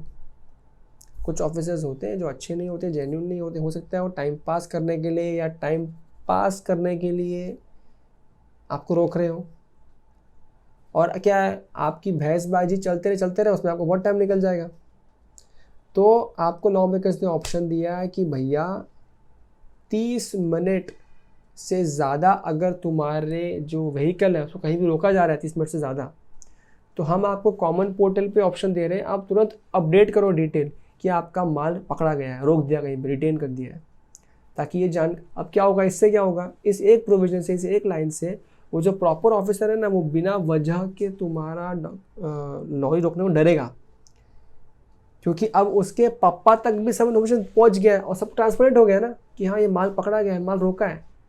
अब कुछ नहीं है फिर भी रोका है, बाद में फंस जाएगा आदमी, तो परेशान नहीं करेगा, ठीक है। This is for the safety of citizen of the country. Restriction on furnishing of information in part A. अब ये क्या है, देखो ध्यान से, इसका मैं इसको नॉर्मल पता है भाषा में प्यार से क्या बोलता हूँ, कब ई-वे बिल बनाने नहीं दिया जाएगा। अच्छा बनाना नहीं है ऐसा नहीं है, ये एग्जेम्प्ट नहीं है, डिसअलाउड नहीं है, बनाने ही नहीं देंगे तुमको। कब नहीं देंगे, ये सज़ा है, ये सज़ा है। सज़ा कैसी है, कुछ गलतियां अगर आप करोगे तो आपका ई-वे बिल बनाना हम सस्पेंड कर देंगे।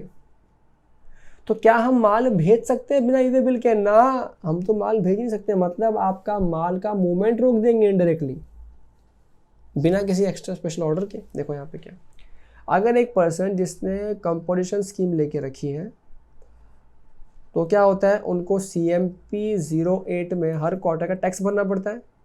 अगर उसने CMP 08 का टैक्स 2 कॉन्जिक्यूटिव क्वार्टर का नहीं भरा है, याद रहे कॉन्जिक्यूटिव, ऐसे नहीं एक क्वार्टर का भरा फिर एक का नहीं भरा फिर एक का भर दिया, तो वो 2 वैसा नहीं, 2 साथ में आपने नहीं भरे अगर, या फिर कोई रेगुलर टैक्स पेयर है और उसने रिटर्न्स सबमिट नहीं किए, रेगुलर बंदा तो रिटर्न्स भरता है, कॉम्पोजिशन वाला CMP 08 भरता है,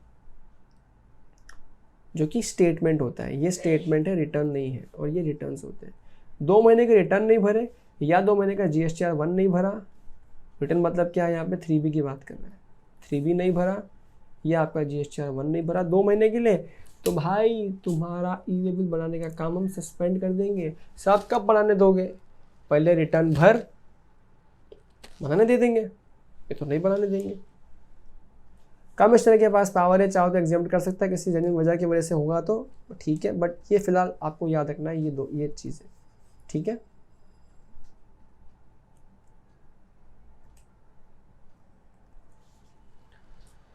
ओके, ये हैं कुछ खास पॉइंट्स। कंसाइनी और recipient tax payer storing goods in the transporters godown. अब कभी कभी क्या होता है ना, जैसे यहाँ पे टेक्सटाइल ट्रेडर्स के बारे में लिखा है, जो टेक्सटाइल इंडस्ट्री में काम करते हैं, जो कपड़े वपड़े बनाते हैं, कई बार इनके पास है ना कपड़े रखने की जगह नहीं होती है फैक्ट्री में, बहुत कंडेंस्ड होते हैं ये लोग। कई बार लोग क्या करते हैं, इनको पता है कि किसी पार्टी को माल कंसाइन पहुँचाना है, किसी स्टेट, किसी कंट्री, किसी ऑफिस में, तो लोग ये माल एडवांस में ही ट्रांसपोर्टर के पास पहुंचा देते हैं, और ट्रांसपोर्टर वो माल अपने गोडाउन में रखता है जब तक डिलीवरी का ऑर्डर ना आए तब तक। तो ऐसे केस में क्या, ऐसे केस में क्या करना पड़ेगा, हमें ट्रांसपोर्टर के गोडाउन को additional place of business declare करना पड़ेगा।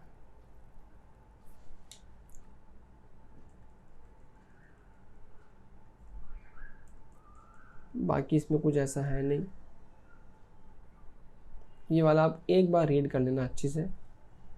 मैं अपने जो ऊपर सीख चुका है उसी के बेसिस पे आपको ये चीज़ें मिलेगी, कुछ नया नहीं मिलेगा। कहीं दिक्कत हो प्लीज़ पूछ लीजिएगा मुझसे।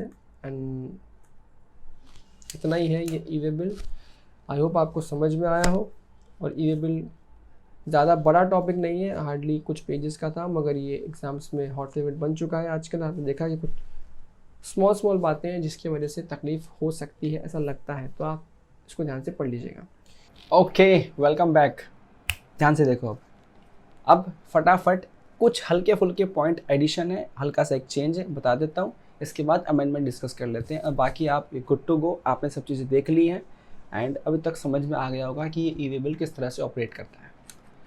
ओके, तो एक चीज़ जो आपको चेंज करनी है, आपके नए बुक में ऑलरेडी चेंज्ड है, पुराने बुक में आपको चेंज कर देना है, जो कि है ये, जहाँ पे आपने देखा होगा up to 100 kilometre, up to 100 नहीं है, दिस इज 200 किलोमीटर। ये कोई अभी नया अमेंडमेंट नहीं है, अमेंडमेंट बहुत पिछले अटेम्प्ट का अमेंडमेंट है, तो ये ऑलरेडी अमेंडमेंट हो चुका है पहले से। यहाँ अपडेटेड नहीं था, हमारे ओल्ड नोट्स में हमने अपडेट कर दिया। Which is 200 kilometre now. Same यहाँ पे 200 किलोमीटर है and for every 200 kilometres, fine. So that's it. यहाँ पे था ये एक मोटा मोटी चेंज। अच्छा, इसके बाद अच्छा आप सर आप देख लो साइमल्टेनियसली आपकी न्यू बुक में, ये आपकी न्यू बुक देखो, यहाँ पे 200 ही लिखा है, ठीक है। अच्छा, इसके बाद मैं बता देता हूँ कहाँ पे चेंज है। ये वो नोट्स जहाँ से हम पढ़ रहे थे, इसको मैं आपको दिखा देता हूँ।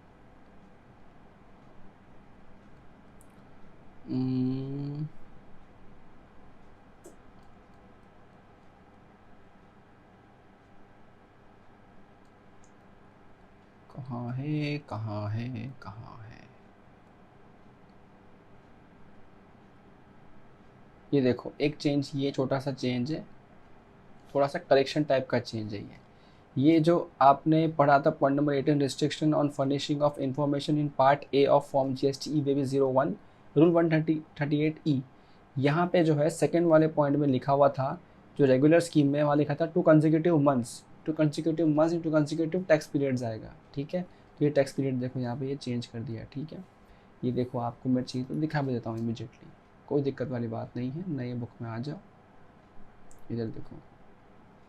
अच्छा, ये भी एक पॉइंट मुझे आपको बताना है, पेज नंबर 30 पे, ये बता देता हूँ मैं आपको। ये देखो यहाँ 32 आप समझ गए ना क्या करना है, कुछ नहीं है, खाली कंसेक्यूटिव, ये जो है कंसेक्यूटिव टैक्स मंथ हट के क्या आ जाएगा, टैक्स पीरियड आ जाएगा, दैट्स इट। ठीक है। अच्छा, इसके अलावा जो मुझे आपको एक नया एडिशन बताना था which was this, point number 12 के अंदर यहाँ पे देखो, रिलैक्स रिलैक्स, कुछ ऐसा बड़ा मेजर नहीं है, शांत हो जाओ, घबराने की वाली कोई बात नहीं है, सब ठीक हो जाएगा, सब कुछ ठीक हो जाएगा। फाइन, ये देखो यहाँ में लिख के रखा है, आपको यही शीट मिलेगी, लिखा हुआ है, तो आपको सब इंटरलिंकिंग मिल जाएगा साफ साफ। ठीक है।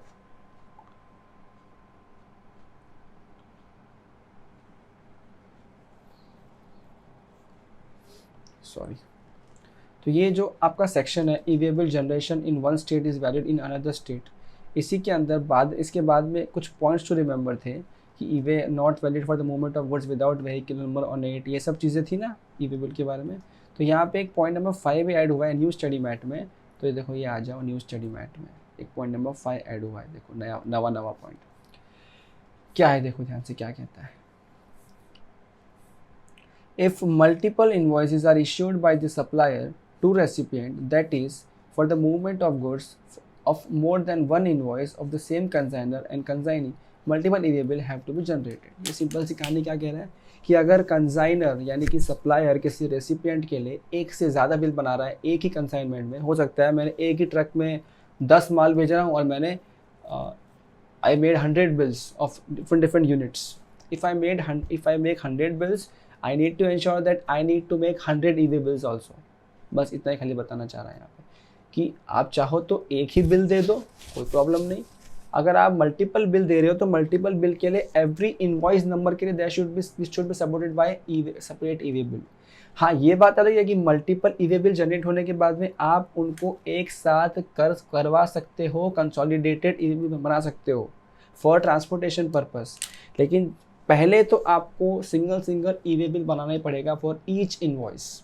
ठीक है, तो बेटर है आप चाहो तो एक ही इनवॉइस बनाओ, मल्टीपल बना रहे हो तो बनाओ, मल्टीपल ई-वे बिल भी बनाओ, बाद में ट्रांसपोर्ट पर्पस के लिए चाहो तो consider them to one e way bill. ठीक है, तो इतनी से खाली ये बात थी यहाँ पे, ये भी मैंने आपको बता दी, और मेरे हिसाब से और तो कुछ आपको ऐसा मिलेगा नहीं, शायद एक पॉइंट और हो सकता है, एक सेकेंड देख लेते हैं दिक्कत वाली क्या बात है। ये रहा एक पॉइंट और, ये वाला पॉइंट कहाँ पे है, देखो ये आपको मैं दिखा देता हूँ, मैंने जहाँ से पढ़ाया पहले वो आपको रेफरेंस दिखवा देता हूँ मैं। ठीक है,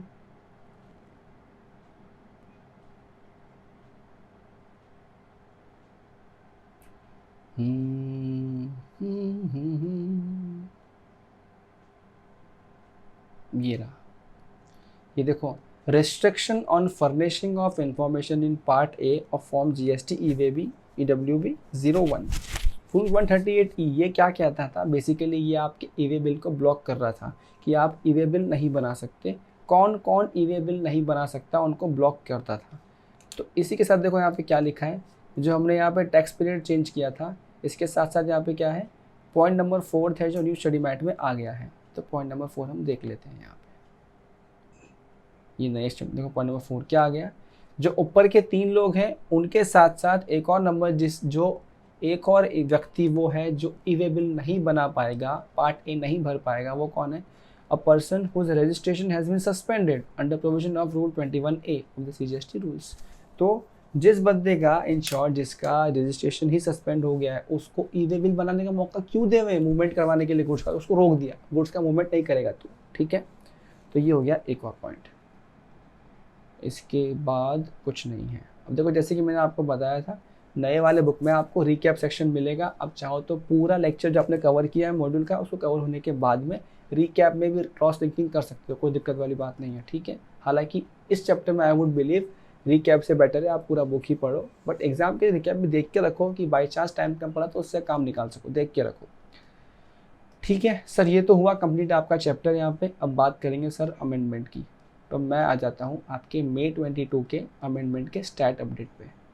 जैसे ही मैं यहाँ पे आता हूँ, मेरे पास यहाँ पे एक अमेंडमेंट है, and this amendment is very important for examination point of view, मैंने यहाँ पे मार्क भी कर रखा है। ठीक है, देखो इसमें क्या है, E-way bill generation facility to be blocked only in respect of outward movement of goods by the defaulting registered person. अब देखो ये चीज़ क्या है, ये ना आप रीड कर लियो, अभी सुन लो मेरे से, ऐसे ही सुन लो, ज़्यादा समझ में आ जाएगा। देखो डिपार्टमेंट ने क्या कहा था ना कि हम कुछ कुछ कैटेगरी वाले लोग हैं, क्या करेंगे, वो कैटेगरी कौन हम पढ़ चुके हैं ऑलरेडी, क्या करेंगे उन कैटेगरी का हम ई-वे बिल ब्लॉक कर देंगे। और ये ब्लॉक पता है कैसे करते थे कि जो डिफ़ॉल्टिंग रजिस्टर्ड पर्सन है ना उनका ब्लॉक कर दिया करते थे। बट पता है वहाँ पे बाय डिफ़ॉल्ट रूल में क्या बन रहा था, रूल में ये बन रहा था, फॉर एग्जांपल मैं सप्लायर हूँ, आप रेसिपिएंट हो, मैं बनाना चाह रहा हूँ ई-वे बिल, तो ई-वे बिल पे मेरा जीएसटी नंबर भी आएगा, इस पर आपका जीएसटी नंबर भी आएगा। अब आप ऑलरेडी ब्लॉक्ड हो, ठीक है, आप वो डिफ़ॉल्टिंग पार्टी हो जो ब्लॉक्ड हो, तो अगर मैं बनाने का ई-वे बिल ट्राई कर रहा हूँ ना तो आपका डालते ही अब ई-वे बिल बनेगा नहीं। क्यों नहीं बनेगा ई-वे बिल? क्योंकि आप ब्लॉक्ड थे। तो ऐसे केस में तो दिक्कत हो रही है। अब ऐसे केस में ट्रांसपोर्टर आता है, बोलता है मुझे बनाना है ई-वे बिल, बोलता नहीं बनेगा। तो ये क्या हो रहा था, यानी कि एक पार्टी भी ब्लॉक था तो दोनों पार्टियों को ई-वे बिल नहीं बन पा रहा था उनके रेफरेंसेस में। तो डिपार्टमेंट ने इस रूल को अमेंड किया और डिपार्टमेंट ने क्या बोला कि ये गलत हो रहा है। ये गलत क्यों हो रहा है कि जो सप्लायर है जिसको आउटवर्ड मूवमेंट करना है वो उसका ई-वे बिल हम ब्लॉक, जैसे कहते हैं कुछ देर पहले बात किया था कि टू कंसेक्यूटिव टैक्स पीरियड तक रिटर्न नहीं भरा तो ई-वे बिल ब्लॉक कर देंगे, ये बनाने नहीं देंगे, पार्टे भरने नहीं देंगे, वो सब जो बातें करते थे अपन। तो बोला यार कांड कौन किया, कांड सप्लायर किया। अगर कांड सप्लायर किया तो उसका मूवमेंट रोक सकते हैं, लेकिन कांड अगर सप्लायर ने नहीं किया, कांड जो है वो किसी और बंदे ने किया, या समझो मैं आपकी और मेरी बात करता हूँ, अगर मैं सप्लायर हूँ, मैंने कांड कर रखा है तो मुझे मत बनाने दो ई-वे बिल। लेकिन जो रेसिपिएंट है अगर उसको किसी से माल लेना है और रेसिपिएंट अगर बेदागी है, रेसिपिएंट अनटेंटेड है, तो क्या दिक्कत है? तो रेसिपिएंट तो माल ले सकता है, लेकिन मैं एज अ सप्लायर अपने गुड्स को मूव करने के लिए I can not make e-way bill. तो बस खाली ये एक अमेंडमेंट था कि दोनों पार्टी को नहीं रोक सकते ये लोग, तो जो जिसने डिफ़ॉल्ट किया सिर्फ उसको रोकेंगे, जो रिसिपिएंट डिफ़ॉल्टिंग पार्टी नहीं है उसको नहीं रोकेंगे, उसको ई-वे बिल बनाने दे सकते हैं। एंड इस केस में रिसिपिएंट ई-वे बना सकता है मुझसे कुछ लेने के लिए। ठीक है, इतनी सी कहानी है। तो दैट्स इट। देखो यहाँ पे लिखा हुआ भी है, e way bill generation facility is blocked only in respect of any outward movement of goods of the registered person who is not eligible for e way bill generation as per rule so and so. E way bill can be generated in respect of inward supplies of the state registered person. पर inward तो कर सकते हैं, ठीक है। I hope समझ में आ गई बात। ये था मई 22 का अमेंडमेंट। अब आते हैं नवंबर 22 के अमेंडमेंट की शीट के अंदर। अगेन इसमें भी सेम अमेंडमेंट को रिपीट किया है, मतलब इस चैप्टर में स्पेसिफिकली नवंबर 22 की कोई अमेंडमेंट नहीं है, मई का नवंबर में शिफ्ट करके सेम कॉपी पेस्ट कर दिया। तो दैट्स इट।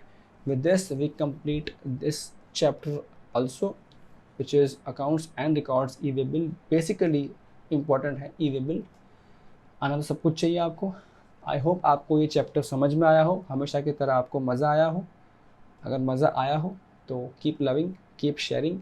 मिलते हैं अगले लेक्चर में। और जिसको मज़ा आ रहा है जनाब, अगर मज़ा आ रहा है, बेनिफिट मिल रहा है, तो लोगों को बोलो आए लेक्चर देखें। आपके दोस्त, कितने सारे दोस्त ऐसे हैं जो एग्ज़ाम के बाद मुझे कमेंट करते हैं कि सर हमने पहले 12-15 हज़ार 18 हज़ार की फ़ीस भर के लिए थे, हमको नहीं समझ में आया था, आपके वाले से बहुत क्लियरिटी मिल गई, प्लस मॉड्यूल से पढ़ने का मज़ा आ गया, प्लस आप टेलीग्राम में ग्रुप भी सॉल्व कर देते हो, तो यू वर आर सेवियर। अच्छा, ये सब मैं अपनी लाइन नहीं बोल रहा, आप जाकर टेलीग्राम चेक कर लो, वहाँ पे लिखा है, यूट्यूब पे कमेंट्स में लिखा है, वो उनकी लाइन से। और सब बच्चे कहाँ के हैं, यहाँ वहाँ के बच्चे हैं, ठीक है। तो वो बाकी खुद आप अपना भी व्यू देख लो। अगर आपको अच्छा लग रहा है, समझ में आ रहा है, मज़ा आ रहा है, कॉन्फिडेंस आ रहा है, तो लोगों को बताओ। नहीं आ रहा तो बोलो मत बताओ, ठीक है। सिंपल सी कहानी। चलो मिलते हैं अगले लेक्चर में, तब तक के लिए गुड नाइट, शुभ रात्रि, शब बखैर।